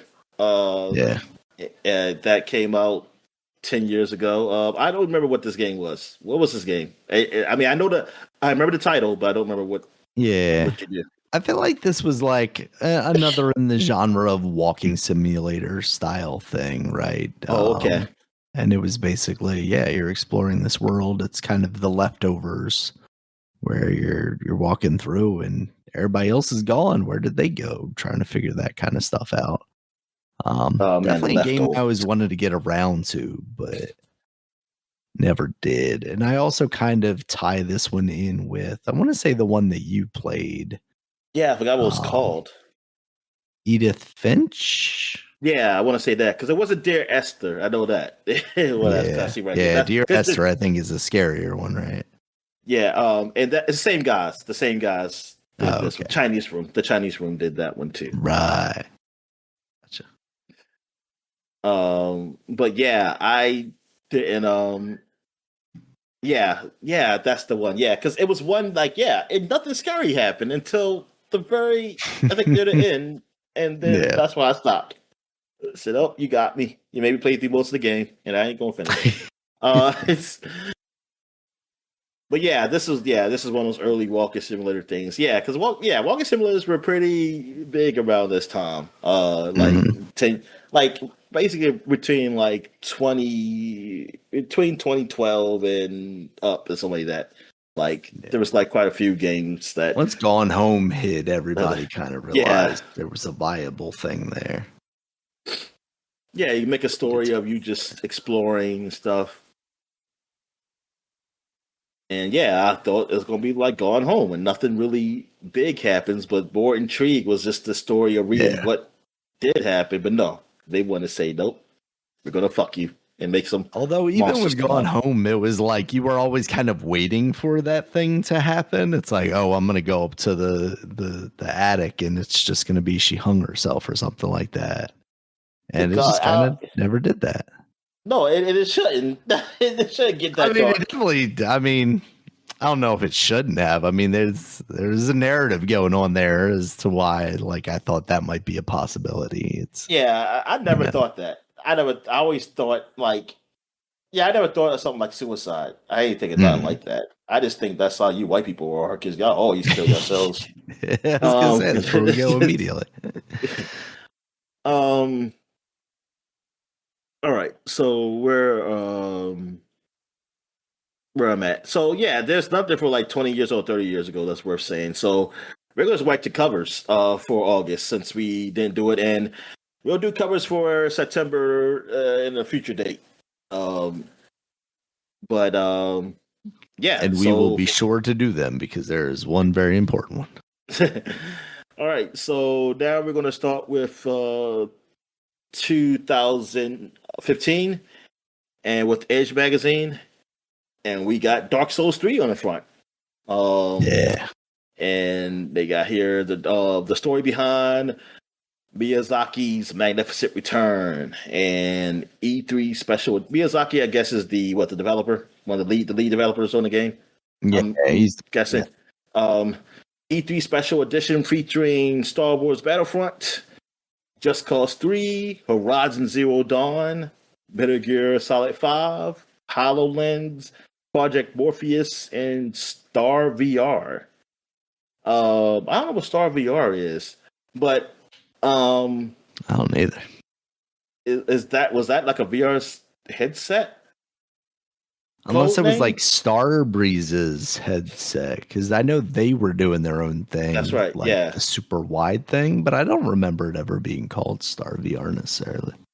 And man, this is Star Wars Battlefront. Like this is the first of the remake, whatever remake, but whatever you want to call it. The more modern ones. Yeah, and then look, Just Cause 3. It's not even Just Cause 4. We see Just Cause 4 like a billion times now.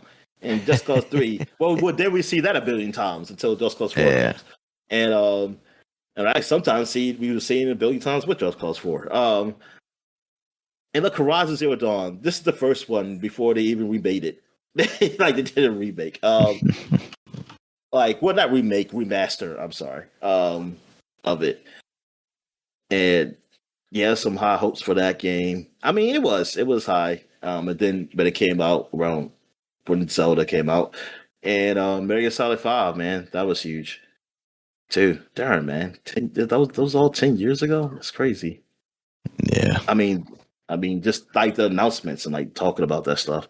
They got reviews for Batman Arkham Knight, Heroes of the Storm, Destiny, House of Wolves, the first Destiny, darn, and Splatoon. The first Splatoon. Good God. And The Last Guardian, plus the best of E3 2015. The Last Guardian. That didn't come out yet? Probably not, because that game, kind of got delayed and delayed and delayed. The Last Guardian came out, 2016. Good God. That's right. Yeah, we just kept seeing it forever. Yeah. We kept thinking it would be a PS3.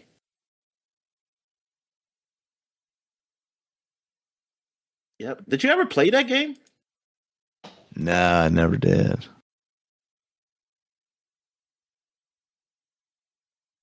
All right. So now we're going. Hold on. I got to X some stuff out here, man. Got too much shit open. All right. So now we're going to Game Informer. And look at this. Tacoma is on the front. I totally forgot about this game. Yep. The creators of Gone Home. Like to play. Mm-hmm. Going Home reached for the stars. I forgot it was them too. Yeah, me too. Yeah, this is like walking simulator somewhat game too. Just like it's a floating simulator. But it was like more. It was like a higher production value. And I think it got rated okay. I think it got rated pretty good. I mean, I want to say there's another one that came out around the same time that was a little scarier. Yeah, exactly. There was one. Yeah, there was one. Yeah, because I got it confused and then I was scared and I was like, oh no, this ain't the one. I can't remember the name. Both of those are games I would like to try at some point, but once again, just didn't hit on my radar. And then eventually, just now they're in the past and there's new games every day. I got to play those instead. Yep. All right, let me go to the Xbox magazine and look at this Battleborn. Yeah, it's the game that never was, man. This is the game. This should have been the lead game. Game that should have never been. They should have been talking about Battleborn 2 right now or 3 instead of Borderlands 4. So think of the world where they made Marvel Battleborn instead of Marvel Overwatch.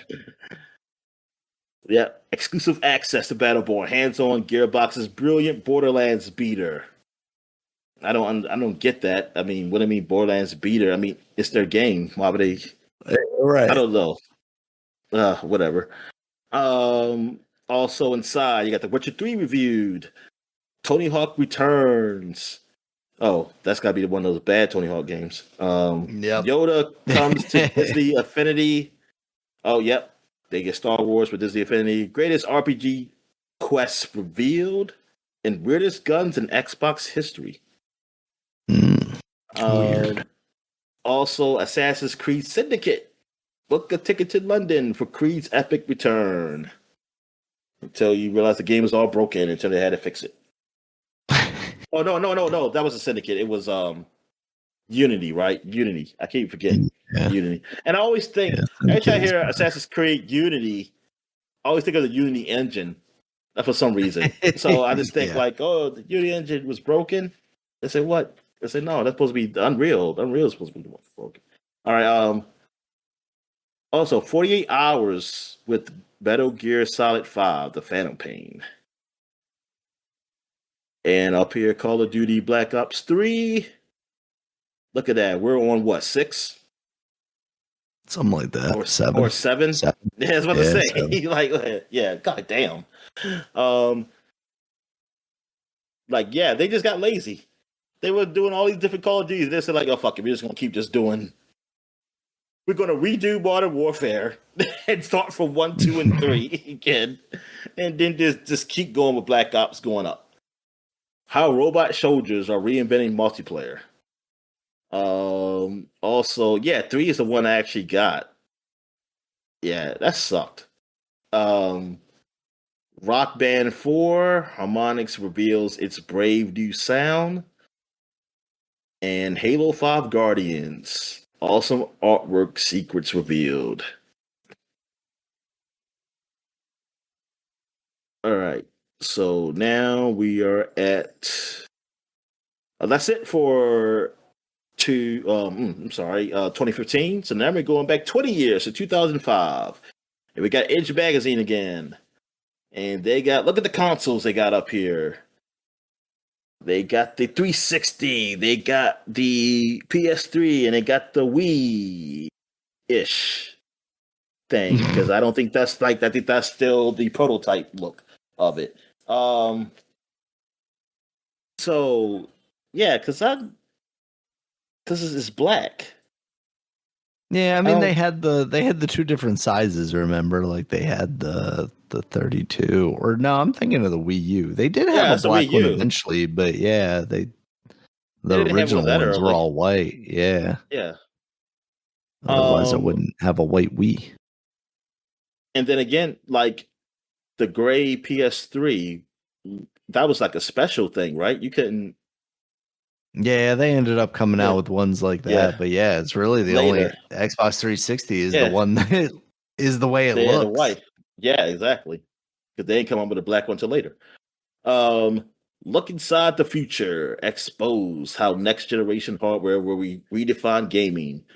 Movie quality graphics. Look at this there. Yep, they all look like Toy Story. Toy Story. Yep. The visuals to die for, and what developers will actually be using them to create. And then after this, graphics don't really change all that much. I mean, they do, but just not the leap as what I thought they would be. The new Spec Wars, how PS3 and Xbox 360 match up when it comes to processing power.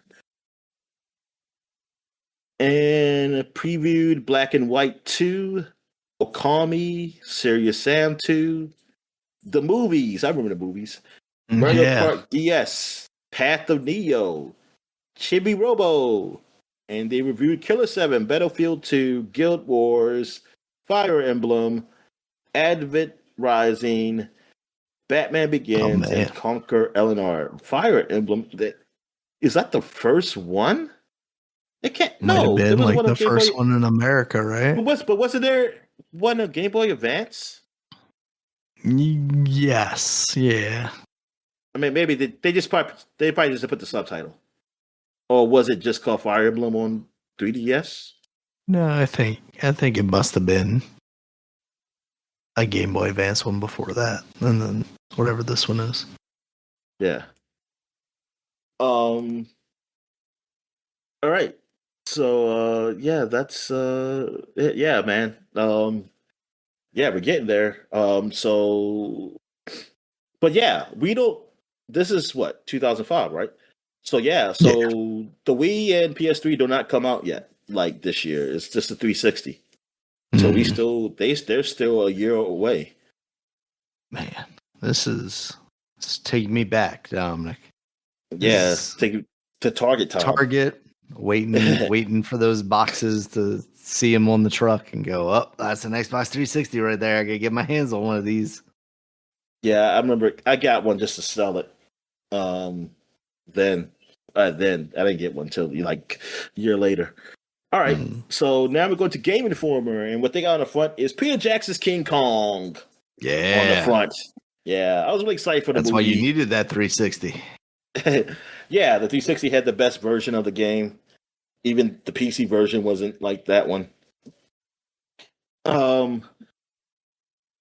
Yeah, I mean they were still good because I remember I played it on the regular Xbox because then I have a 360 yet and I liked it. And then eventually when I did try the 360 one, I was like, wow, man, this is really good. I mean, it graphically looks, oh man, so much better. Yeah, so this is the first shots of King Kong, interview with Peter Jackson, never before seen levels, hands-on impressions. Also up here, they got the world's most anticipated PSP game, Liberty City Stories. And you play as, I believe, Fat Tony, who loves his mother. Over 45 pages of must-read previews, including Ghost Recon Advanced Warfighter, Indigo Prophecy, and Half-Life 2. Wait a minute, but didn't Half-Life 2 already come out? I thought already. For some reason, I thought 2.7. I was about to say, is it like, Half-Life, one of their DLCs, the first one? Yeah. But anyway, yeah, man, this was I had this cover. I mean, I had this magazine. I remember this. All right, so what we got here? We got Nintendo Power, and we got Look at Mario up here. Jackass. I don't know why I call him that. But Mario Kart, he's on a Mario Kart, ready for Wi-Fi. Mario Kart paves the way for connected gaming. Ready for the internet finally, Dominic. Yep. And this, Wi-Fi is like, I mean, Wi-Fi was still... The internet just wasn't ready for them yet. Wi-Fi was still like a new thing in some stores. Like now, like that's so normal, you just connect to Wi-Fi. Like, I remember you made a big deal like, oh, McDonald's got Wi-Fi now. Yeah. And now I think I just heard so I can play some Mario Kart.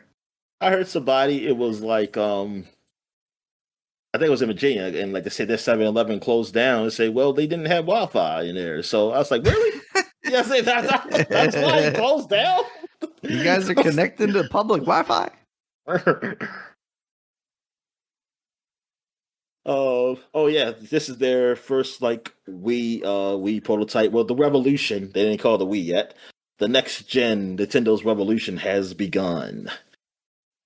And we still don't know about the controls. I think, we know what the controller look like.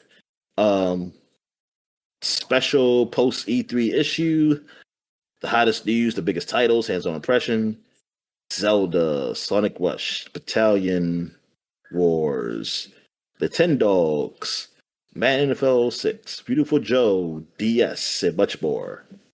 And Lunar exclusive first look. And then you have the Zelda trailer plus 30 more games. And I don't know, they look like Jessica Alba right there, don't it?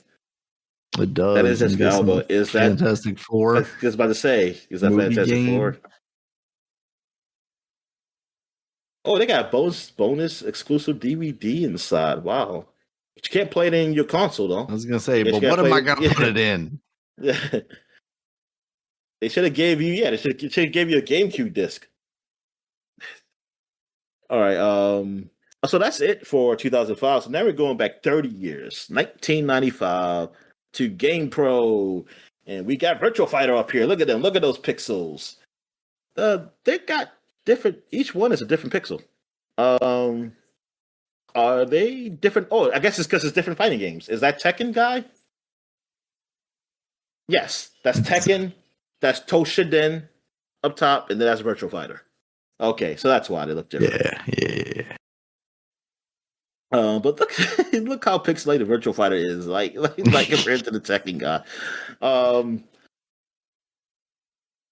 Like not pixelated, but like polygonilated.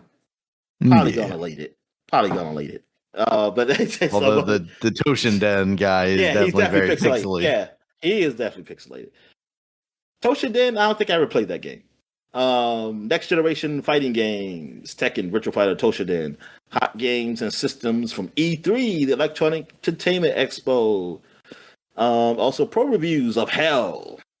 Yep, that's probably the only time I ever say Hell is like when I see it as a title for something. Parents always told me it's like a bad word. Daytona USA, Panzer Dragoon, The Avengers of Batman and Robin, and Triple Play Baseball 96 on the Genesis. Also previews of Virtual Fighter 2 on Saturn, Virtual Cop on the Saturn, Killer Instinct on Super Nintendo, and Donkey Kong Country 2 on Super Nintendo. They are both rare, Killer Instinct and Donkey Kong. I wonder, like, were this the same people working on it, or did they have like different divisions? Like, I don't know how many people you were actually didn't even working need at different Rare. teams back then, Dominic. You just had two people working on one game and two people on another. Like, how many people were actually in Rare at that time? Like, what was the employee count? the Ultra 64 at E3. They still have not called the Nintendo 64 yet. That's because the Ultra PlayStation 64 was such a better name. Sony sets a date. Sets a date for what? It didn't come out yet? Yeah, you would think. I guess the US version. 90, Maybe the US yeah. version didn't come out yet. I mean, it comes out in 95, but I think when Was did it it come out? holiday 95, I guess? Yeah. PlayStation US release date. Yeah, September 9th. And this was wow. yeah, September 9th. So it's coming up soon. 9/9, never forget. and like the Saturn already came out because it came out the day of E3, right? That's when they did that. They like shadow dropped it. Yeah. Yep. And I think that's it for that. So, now, well, actually, I left. Was that it? Because I left the thing. Was anything else worth mentioning? There was a Nintendo Power, but Virtual Boy. So. Oh no, not the cover. I'm talking about. Oh, sorry, on the Game Pro. Yeah, no, I think we're good. Oh well, there was an Ultimate Mortal Kombat 3 combat code in here. You can play as Smoke, Daniel. Well, now I gotta find the Internet Archive version of it so I can find that and play Smoke. All right, so yes, Nintendo Power. It's the last magazine here we got for 30 years ago, man. Virtual Boy, man. This was the system, man. Like this was like not supposed to be doing it. It's supposed to say, hey, yeah, forget about the PlayStation and the Sega Saturn. We got the Virtual Boy. Yeah. And you can have this before you get your Ultra 64. Be playing this. You immerse yourself in a 20-page 3D exclusive. You gotta put your 3D glasses on and read this magazine. Also, Power Preview. I hope they did that. Power Preview, Yoshi's Island, Super Mario World 2. Also, In Depth, Chrono Trigger, Phantom 2040, Digigaiden Trilogy. Okay, so what is it? Digigaiden. Oh yeah, so and Game Boy Street Fighter 2. Oh, Street Fighter 2 was on Game Boy. Okay. I'm sure that was a great version of that game. Yeah. All right, so that's it for the flashback segment. So we're going to take a quick break. When we get back, we are going to get to the gaming news. Yeah, all right. And we're back. So let's get to the gaming news. What we got, Dan? All right, Dominic, we're going to run through what's been about a month of gaming news here real quick. First up, Sony is suing Tencent over Light of Mortaram. That's what it was. It's been so long since I read about this game or heard people talking about this game that I forgot how to pronounce that word. And it's late. Light of Mortaram. It is the game that as soon as we saw it, we went, man, they are ripping off Horizon Zero Dawn. Yes, and yes, they are. I mean, they are. And apparently they legitimately are because they had pitched actually Sony on making a Horizon Zero Dawn game. And then Sony was like, no, thank you. And they were like, we're just going to continue making this game exactly as because we're China. Because we're China. Because we're China. We don't care. Yeah. So that's kind of wild. Here's the thing. Like the lawsuit, like this game is sold outside of China. Yeah, I mean the intention is for that game to come out everywhere. Oh, so it's not out yet. So it's not out. Yeah, I don't think it's out yet. We've seen trailers for it over here. I think it was at like the Game Awards last year or something like that. When he's Jeff Keighley specials, he's letting them get away with this nonsense. I know. I was about to say he actually showed. Yeah. Jeff should have been like, "I'm not touching this with a 10-foot pole." All right. I think during this time, or no, we had talked previously about Helldivers coming to the Xbox, I believe. But no, I'm still on this thing because I want to know, like, what the lawsuit, like, so they're suing them. Like, how does this work? Like, what courts are they using? Oh, are they taking him to court? That's a good question. Yeah. You got to take it straight to China, Dominic. Yeah, whatever. that ain't gonna work. They got to sue him in the ocean between Japan and China so that they can, they can have a chance. It's just going to be them fighting monkeys, just like the Mo boat. Oh, okay. Well, yeah, okay. We get to Helldivers news. What's going on with Helldivers? So Helldivers is coming to Xbox. It's actually out now on Xbox as I was talking about it. But they're doing a crossover with Halo, Dominic. Like, we've gotten to the point where Microsoft is so desperate with Halo that they are putting it into effectively a PlayStation game, which is kind of a crazy place to be, I feel like. Yeah. I mean, what do you mean it's a crazy place to be? Why you say that? Because this was a game that, like, effectively was a Sony first party thing, even though it wasn't really a Sony first party thing. And now, like, we're attaching Halo to it. It's just kind of weird the way that we are actually kind of opening up gaming now instead of just having these, like, very, very focused, like, how soon before we have Mario Party and Master Chief? I'm waiting until Spider-Man come on Xbox before. Mario, no, that's not happening. But yeah, I'm waiting until Spider-Man comes to Xbox before I really can say, like, what if I told you Spider-Man will not come on Xbox outside of, like, if they do the whole Steam integration like people have talked about? But do you think there's a world where we see Spider-Man come out on the Nintendo Switch 2? Switch 2? No. No? Okay. Unless it's a different type of Spider-Man game. No. I'm just thinking, like, the Xbox, they have, like, very little incentive, right? Like, they released it on PC, so they got those kind of sales. Yeah, they got their own sales. Yeah, like, I could see them wanting to piggyback off of Nintendo's success if the Switch 2 continues to sell numbers, basically. I guess. I just wonder how that game runs. Runs on the Switch 2. I mean, it's a PS4 game originally, the first one. So, I guess put that on Switch 2. I'm sure. One on. It runs pretty well on the Steam Deck, from what I heard. So,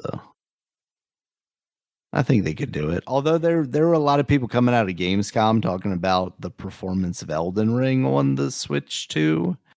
And that's a game that I heard a lot of games journalists saying, ran pretty well on the Steam Deck. So it's kind of weird that for a system that's, I was going to say more locked down than a PC, but we're not talking about PC. We're talking about one of these handhelds that is mostly locked down, mostly the same specs between Steam Decks. I wonder where that would go wrong. Like, I know FromSoft has problems optimizing stuff sometimes, like on PC. Wait a minute. You said that they saying it didn't run well? Right. Yeah, they're saying, like, it was dropping down from, like, 30 to, like, 15. Like, bad numbers for Elden Ring. So I don't know. And then Elden Ring's another one that came out on, PS4 and Xbox 360. So yeah, or not Xbox 360. No, that's supposed. Yeah. Wait a minute, Elden Ring didn't come out on Xbox One, did it? It didn't come out on Xbox One. Nah, Xbox Series. Yes. I mean, we're on Series now, though, right? So Xbox. Oh, it did. There was an Xbox One version. That's right. There was an Xbox One version. Yeah, you're right. I don't know. Many people played it on there, but yeah. I mean, it came out in 2022, but they still put that version out there. Yeah. I'm curious how that looks. All right, Dominic, I'm going to skip that one for right now. Darksiders 4 has been announced. It seems like they're finally kind of fulfilling the destiny of that series, which was, I did see this in the now news. you can play as all 4 of the horsemen and potentially have a co-op action adventure. What we wanted since the first one. That's what I kept saying. It's like, oh yeah, we're gonna have a co-op stuff happen. Even though they said nothing of that, I just said that it should happen. Yeah, I mean, you don't give you 4 characters. Don't give me 4 distinct characters and then tell me I can't play this game co-op. No, you got to switch between each one. I forgot what game it was. Mayhem. I forgot what game it was. Yeah, exactly. Yeah, switch between characters. So crazy. All right. Mortal Kombat Trilogy is getting, or Mortal Kombat Trilogy is coming to the Legacy Collection. Yes. And also Mortal Kombat Mythologies Sub-Zero, which is not a great game. And Special Forces, which is also not a great game. So I think it's fun that they're included. Yes, exactly. They're updated versions. And then the next, I think they said that they almost gave like a little hint, or just, I don't know, just messing with the fans, saying like there may be a next collection with the PS2, Xbox, and GameCube versions, like Diddy Alliance, and them. I'd really like that. And they should put Shaolin Monks in there too. Then definitely, if they do that. Yeah, I would love to see that collection if they were to, follow up with this one. Or they've been doing stuff like DLC too for the collections that they've been doing recently. So I would love for them to just be like, hey, you own this, give us an extra $20-$30 and, added to this collection is all of these games as well. Because I like Deadly Alliance a lot. I have fond memories of it, even though they turned it into kind of a weird weapons fighter. I like that game, so I give it a try. And they killed Liu Kang in the beginning. Yeah, exactly. This is my favorite part. Quan Chi finally succeeding at something. All right. And another story, there's rumors out there, some talk that Take-Two tried, or considered at least, there were talks internally about Take-Two taking on Microsoft's Perfect Dark reboot after Microsoft had canceled that. I mean, there's got to be some value to the Perfect Dark name if you actually are willing to put money into it and get it released. So I could see why, I don't know how much is done of that game. Like how much has been worked on. Like that's the question. I think it would probably just be as easy for them to come up with a kind of generic space agent shooter kind of thing. Wasn't there kind of ape the style? Before I say anything, I want to say, do you have it in your news? No, you don't. Wasn't there a company that said like they're going to unionize? It was somebody who was unionizing. Blizzard, I think. Yeah. They're like, because all these people getting laid off and everything. Mm-hmm. And I mean, we've seen it over this past year. Like, there are more and more companies coming out, week by week that are unionizing, or at least portions of companies, and that's important. But we're going into quote unquote uncertain times. They can unionize already there in a lot of ways. Get rid of all of them. Get rid of all of them. just shut the whole thing down. It's like yeah. So I think we are going to see. I'd say a renaissance of the indies, but like the indies never went away. But I think it's almost going to become like overwhelming in a lot of ways, because you're going to have so many people leaving these bigger companies or being fired by these bigger companies. And these bigger companies are going to take so long to make and release their games, because they're going to be quadruple, octuple, titles. That they spent 20 years and $80 million, $1 trillion on. And, I think a lot of these developers that leave are going to find themselves at least attempting to do something in the indie space. I keep getting advertisements on like my Reddit app now about Epic, trying to fund smaller projects and things of that nature. And I'm like, yeah, I mean, they just want something that they can somehow like get you under contract for, and then they're going to sell something related to it in Fortnite or whatever. Yep, exactly. Or just roll it into Fortnite. They're like, this is a cool indie game. Now you play as the banana guy. And he's going to run around your levels. So it's like, okay. All right, Dominic. And then in some kind of expected, but also like, Jesus Christ, what are we doing news? Nintendo has raised the prices of the Switch 1 SKUs, the Lite and the OLED and the regular Switch by $50 a piece. And Sony, not that long after, also raised all of their prices of their consoles by $50. Technology is supposed to get cheaper as we get further into the future, Dominic. It's supposed to get smaller, it's supposed to get cheaper.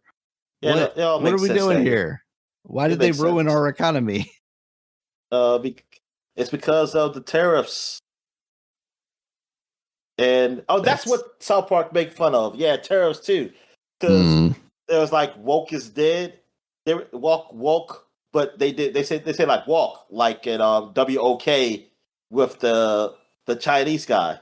And because he was selling those mystery box toys, whatever the thing is. And so he said, like, why it cost so much? He said the tariffs. I'm not going to pay a tariffs. You got to pay for it. So you have to pay for it. It's like that. It's like, that's not what I was told. But yeah, I honestly don't know. I mean, I haven't looked into this enough to even say is this tariffs or not. But at the end of the day, the worst part is I feel like, there's some aspect of that, but it feels like this was on deck before anything solidified. Yeah, because like we said, with the Oculus, that was before Trump was even in office, and they raised the price. Yeah. Like that's what I'm saying. They can use that excuse. I mean, to me, I still think it's like an excuse to be used because I feel like you can eat it. You can eat that shit, especially on old consoles, like the Switch ones. Like you try to get rid of that shit, you gotta move the Switch too, and you gonna raise the price. Which is exactly. It's just crazy. Like, what are we even doing there? Like, just you want to sell as many of these to get them off the shelves so you can replace them with Switch 2s. But meanwhile, they're like, but we can also sell them for more. So we're gonna try and get away with it. It's just I think Nintendo exec need a little Luigi time, Daniel. Jesus, I didn't hear that on a recorded line, Dominic. I don't know what you're talking about. What are you talking about? Trying to play Super Smash Brothers, huh? Yeah. They need a little Luigi. Yeah, you can get looked at like Mario Kart. But nah, man. It's like what the hell? That's what I say. It's like just to say like, hey, look, we're pricing everybody out. We try to just leave it to the elites, like and kill you all off. It's like basically, like we raising the prices of food. Like I just got like what? I forgot what I got the other day. And it was like what $80-some for the groceries. I mean, it's like some groceries. Like no, that's like $80. It's not a lot, but for how much I got with that $80, it was very small. It's very small, and I was just like I was thinking I was going to pick up this, and this, just a few. There's one a few things. It's like why is it almost $100? And I didn't even get a lot. It's like, what the fuck? I was just wanting to pick up a few things. It's like, Jesus Christ. They're not even name brand. Yeah. Yeah, it sucks. All right. What news we got? All right, Dominic. During this time, there was also a Nintendo Partner Direct. They showed off Plants vs. Zombies Replanted, so that's coming out October 23rd. I have to look that up Yeah. because I still have not seen. I haven't watched this direct or I didn't even know this even happened, honestly. Yeah, I mean, it just looks it's Plants vs. Zombies, the original game, not like Garden Warfare or anything like that. Yeah. It just looks like a nicer version of that. It's got some local co-op and PvP stuff. It's got a hard mode and a permadeath mode. I mean, yeah, it is okay. I'm not gonna say it doesn't look like a nicer version, but it's not it's not like a huge Nah, not at all. leap or anything. Yeah, I thought it was really something. Nah, it's probably just a higher resolution, cleaned up a little bit. But yeah, okay. Yeah, like when I first saw it, I was like, yeah, awesome. What's that? It's still better than 2, though. It's still better than 2. Because I can pay for it once and not have to worry about it after that. Exactly. They should just put all the 2 content in this without me having to pay additional money. That's what I'm saying. Or at least put something from 2 in there and be like, yeah. God. Yeah, because I thought this was cool when I saw it, but now like I'm not gonna pay for that. I played enough Plants vs. Exactly. Zombies I feel like I have it that I could just play that one. Honestly. Yeah. I'll go in there. I'll find out my flower's been getting those coins from the sun all this time. Be like, yeah. Like it has to be more there to that. Like it has to be like to me, I feel like because of the art style of that game, like you really didn't really have to do like a remastered version of that. Just make a new game. Right. Like a new game one of that. Without microtransactions. Like, that version. Yeah. Just make a new game of the Plants vs. Zombies and yeah, exactly. Yeah. All right. They also showed off Final Fantasy Tactics again, the Evil East Chronicles. That's coming out September 30th. So at this point, we're pretty close to it. Yeah. We also had Hyrule Warriors Age of Imprisonment. They're still just saying winter for that. They're not willing to commit to anything. And then we also had The Adventures of Elliot the Millennium Tales, which this is a HD 2D game that's coming out in 2026. I saw a lot of people saying before this direct that Octopath Traveler was like 2 was going to be announced. And I think everybody, when they saw this game, thought it was going to be Octopath Traveler 2. And then they're like, but wait, one more thing after that game. And then they did Octopath Traveler 0, which is coming out this year on December 4th. So you got 2 HD 2D games announced within like moments of each other. What was the other one? Because I don't see Octopath. You didn't write Octopath Traveler 2 up here. It's Octopath Traveler 0 is what they call it. Yeah. Oh, so what was the other 2? The other is The Adventures of Elliot the Millennium Tales. That is one. Okay. So yeah, that's the title of it. Yeah. It's very weird. I think there is like a series that's like The Adventures of Elliot, or it's tied to an existing series in some way, shape, or form. Is that like a Japanese series or something? Maybe. But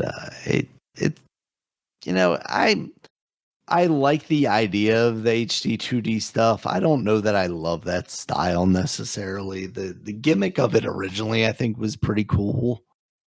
But now just seeing kind of like multiple games in the same show using the same style. Yeah, it just looks the same. Like, yeah. You gotta have some distinction to me. Exactly. Because you can just tell me that's Octopath Traveler. And I'll just be like, yeah. This is the Final Fantasy IX remake, obviously.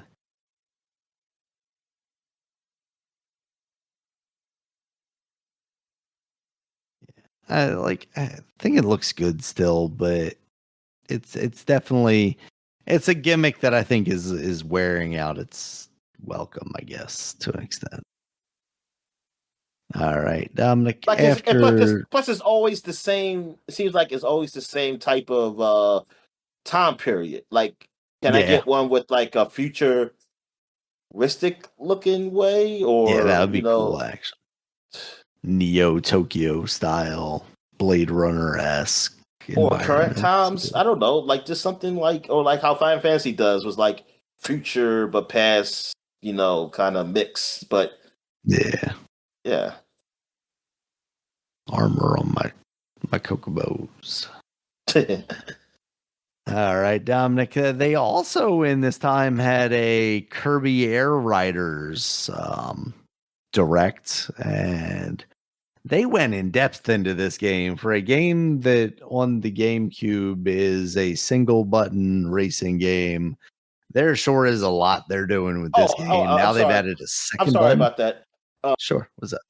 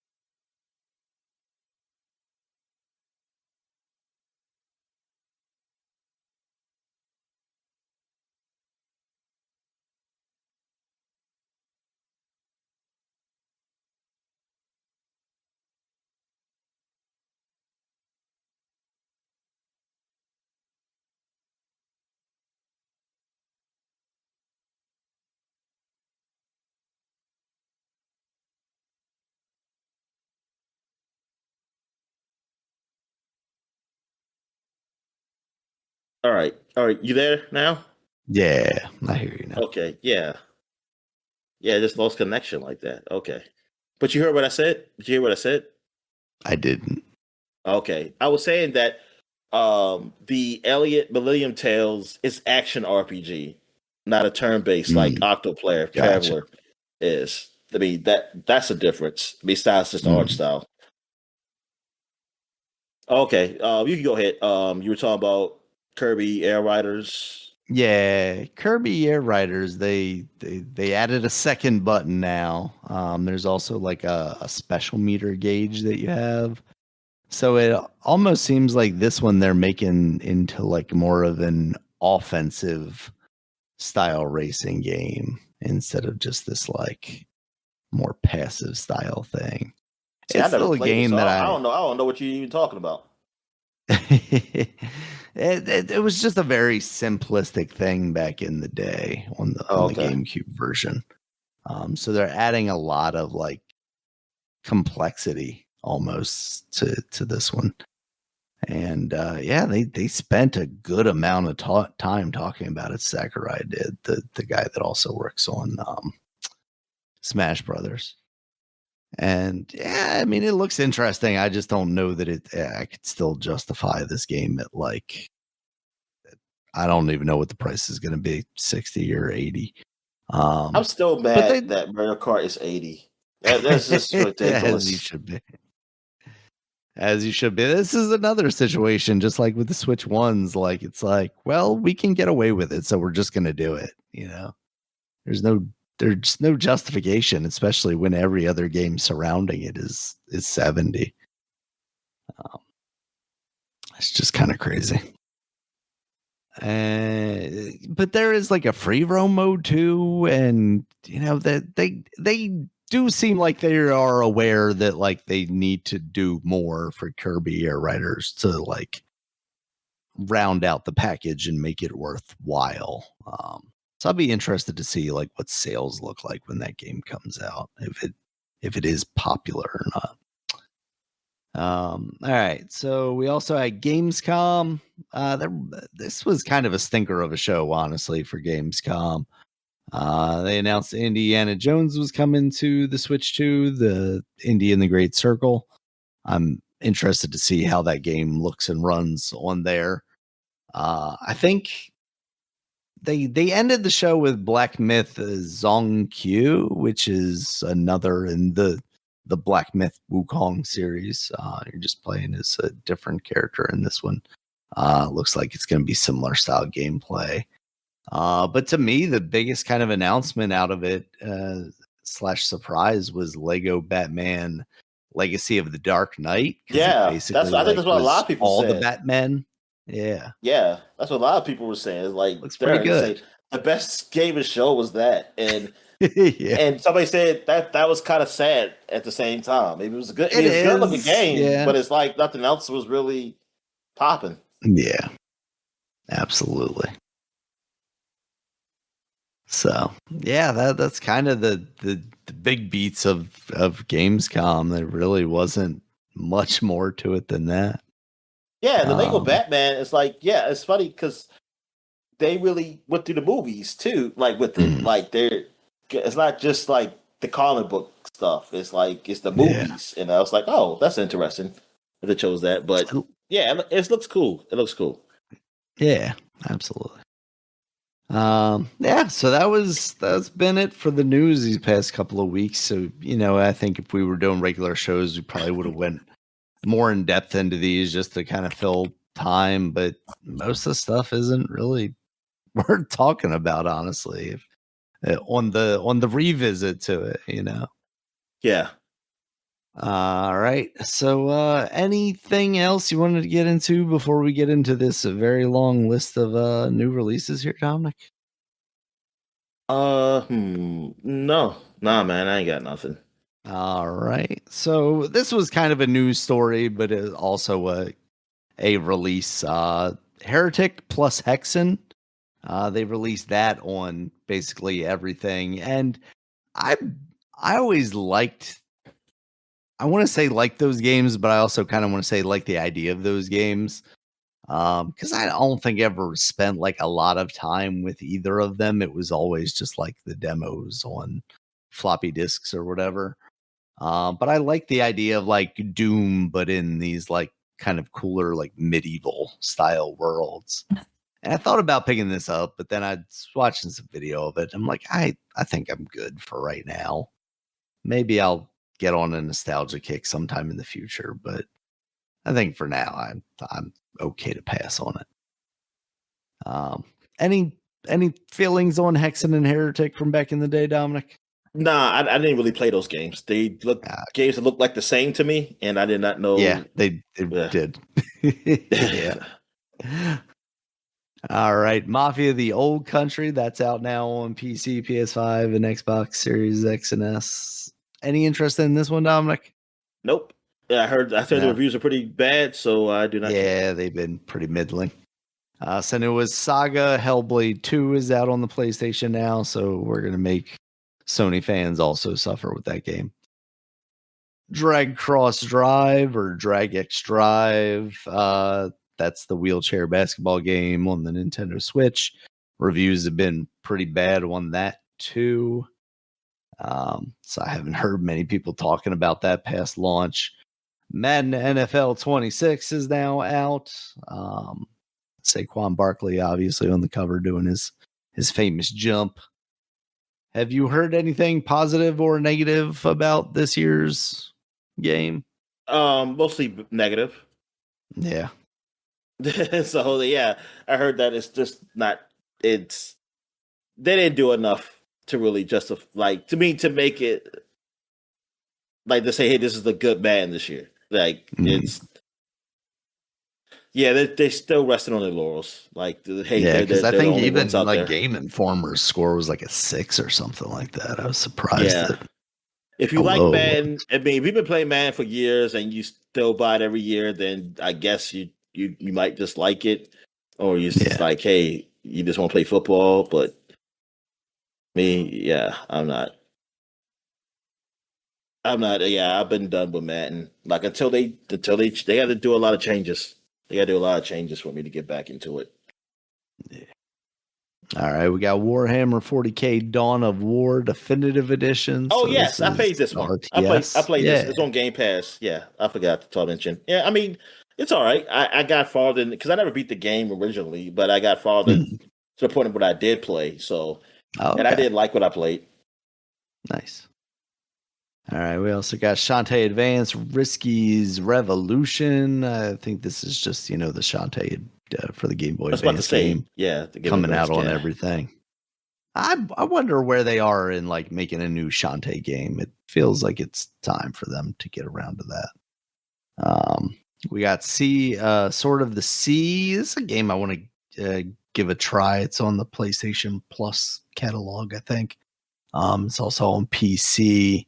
This is, I think, part of like the Journey team went on to end up making this, and then I've heard some positive buzz around it, but then I've also seen that some developers from that studio have now gotten laid off, so doesn't seem like maybe it's doing the numbers that they wanted it to. I guess seems very weird. You said what's the game called again? Sword of the Sea. Oh, Sword of the Sea. Okay. Yeah, and you're basically like kind of surfing around on a sword, just kind of whimsical looking thing. We got Black Myth Wukong now out on the Xbox. Finally made it there. The Rogue Prince of Persia. This is on Game Pass as well as just PC, PS5, and Xbox. We had previously seen this. This is the Prince of Persia from the Dead Cells team. It's roguelike and looks pretty cool. I haven't really seen reviews because is this released now or is this still in early access? I thought Rogue Prince of Persia. I thought it was out. I think you're right. I think this is the 1.0 version now. Yeah, it's got positive reviews on Steam. I mean, it looks cool. I think, even having just had the Lost Crown game come out last year, I think this has a pretty unique art style to it that makes it stand out from that game. Mm-hmm. And being from developers who made, additional content for Dead Cells, that's pretty high pedigree. So would be interested to give that a try, especially with it being on Game Pass. We also have Triangle Strategy is now out on PS5 and Xbox Series X. You had mentioned it, but Gears of War Reloaded, that's out on PC, PS5, Xbox Series X and S. Helldivers 2 is now out on the Xbox. Kirby and the Forgotten Land, the Nintendo Switch 2 edition, plus Star-Crossed World. That's, the Nintendo Switch 2 version runs at a higher frame rate. It has some kind of like remixed content to it. It sounds good, but I think to get that game and this expansion is a $80 proposition, and that seems like a lot. Metal Gear Solid Delta Snake Eater, that's now out on PC, PS5, Xbox. Any interest in going back to this game, Dominic?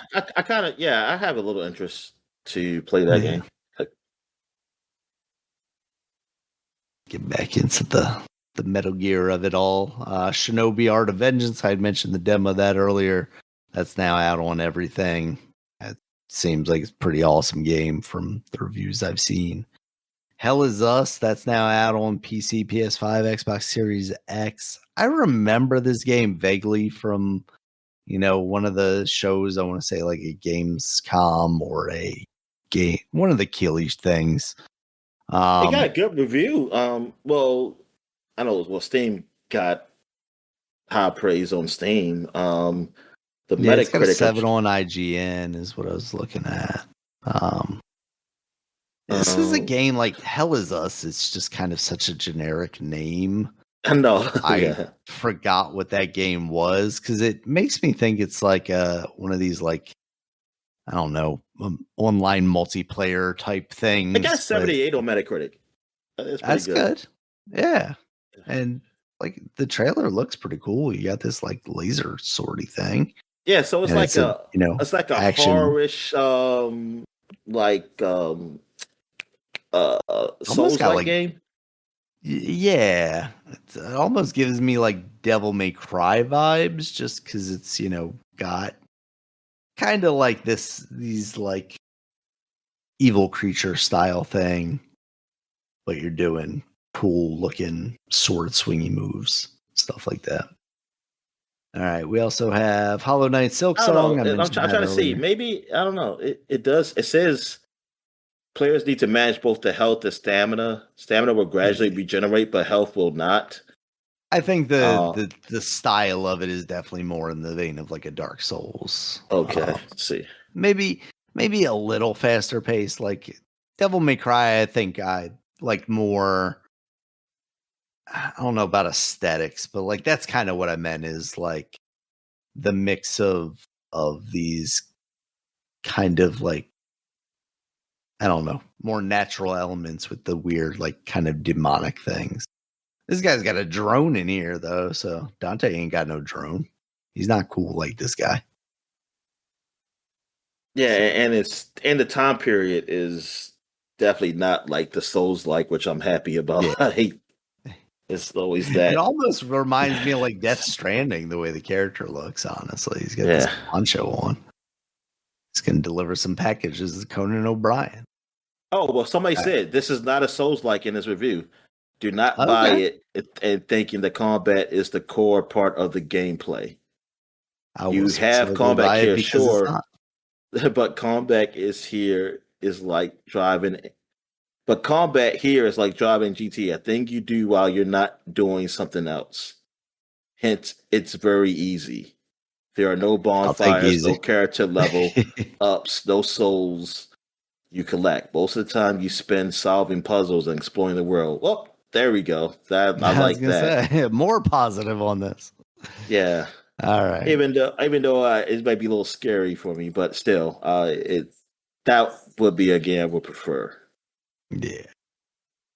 Yeah. Well, see, this guy said combat's very Souls-like in this review.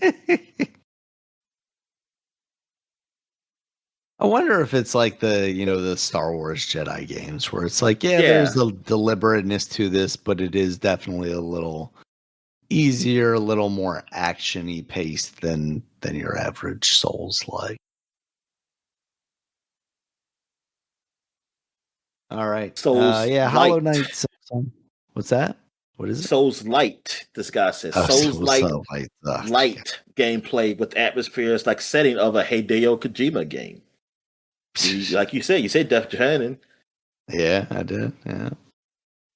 He said, buy it. You won't regret it. And if I do regret it, I'm going to kill you. I'm going to find and kill you. Take whatever change is left. All right, Hollow Knight Silk Song, I mentioned that earlier. Chronos, The New Dawn. This game looks pretty cool. I haven't seen like a lot of reviews for it yet. But it I feel like it sells itself maybe on a this is definitely a horror bit of a looking BioShock thing. Yeah, but it's definitely more of a Dead Space style thing. Yeah, exactly. I don't like the helmet look. It scares me. it's definitely a bit creepy. All right, we got Everybody's Golf, but it got good reviews. I think I got good reviews. It is getting good reviews. Okay. Yeah, 77 on Metacritic.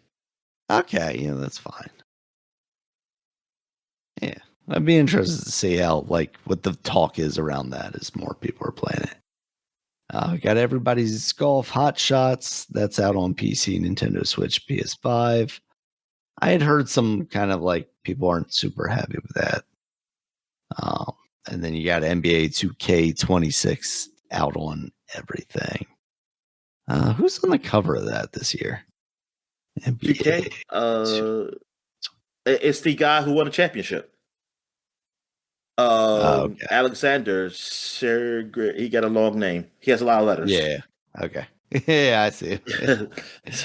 And Carmelo Anthony for the Superstar Edition. Oh, okay. And Angel Reese for the WNBA Edition. Oh man, I heard some bad things about her. Like she was saying some stuff about her teammates. Yeah, I saw that. I don't know what to make of that. Yeah, me neither. I know my friend seems to like hating her. I kind of ignore it because I'm like, I don't really care enough to hate her. Yeah. I mean, I genuinely liked her, but I was like, I don't have no hate for her. Like, I had no reason to. I thought she was cool until she started attacking my queen, Caitlyn Carter. Caitlyn Clark. Yeah, you didn't say your name right. But you know what? Oh yeah, but Caitlin Clark is like it's funny because there's another guy named Paige Bucher or Becker or whatever who came in this year and she came in the same time as Caitlin. Like Paige was even looked at before she came to college. Like people knew she was gonna be good, but then she got injured. And then Caitlyn came, and like she came kind of almost like out of nowhere, and who was really great. And then Paige came in. She didn't look as good as Caitlyn, but she still looked great. She did look good, and so she stayed a year longer in college because of not just an injury, but because of the COVID thing, because she could stay longer. So so she came in. Paige came in this year for WNBA, and Paige, I think she's gonna be Rookie of the Year. She looked really good. She looked really good. This year. Like people are trying to compare like her rookie season to Caitlyn's, though Caitlyn's team was better last year. Like they got to the playoffs, and Paige's team is they're still pretty bad, but she's good. But thing is, like people like I was wondering, it's like, you know what? I mean, why I don't hear a lot talk about Paige like Caitlyn is like because I just go by look. Caitlyn is white and she's really good. I mean, she's going to be talked about a lot. I mean, a lot of people are going to like her. Paige is white also, but then I saw Paige is also a lesbian. That's like that's why she's not going to be in the forefront as much. Like they're not. A lot of people are not going to look at her like Caitlyn because of that. And like those type of people, because I was wondering like why those type of people were really talking about Paige like that. I was like, oh, I'm surprised they're not on her like Caitlyn. I mean, I got nothing against Caitlyn, but it's like, but it's a certain crowd, you know, who likes it, and they always go against the black players saying, hey, they bullying her and blah blah blah. But I don't hear nobody really like with Paige the same way. I said, okay, now I know why, because she's a lesbian, so they probably don't.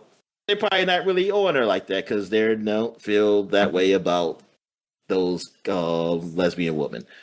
And I was like, okay, so that's the reason. I say, darn, it's always something with this stuff, man. It's like that's why I can never like look at like the talks of the games because it always comes down to like those type of issues, man. And then you just tell like people's biases, like from what they say.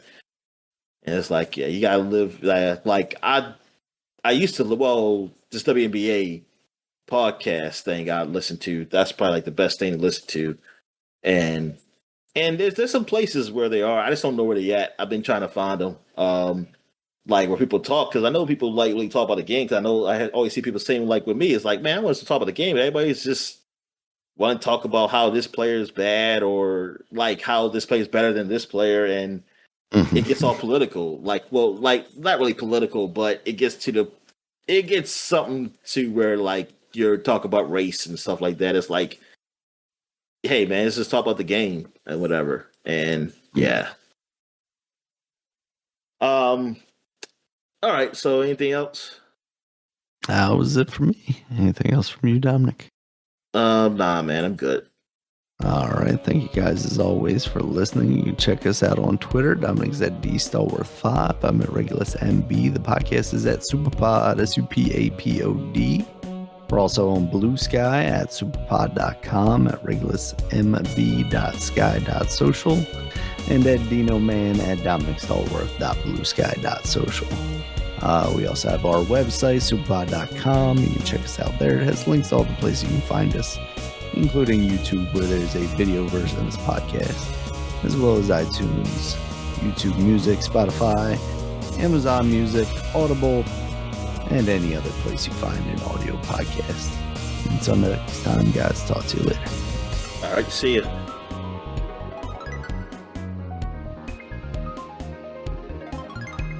You ready? Yeah. All right, 1, 2, 3. Well, let's way past my bedtime. Mine too. What is this for? 99.5 or whatever?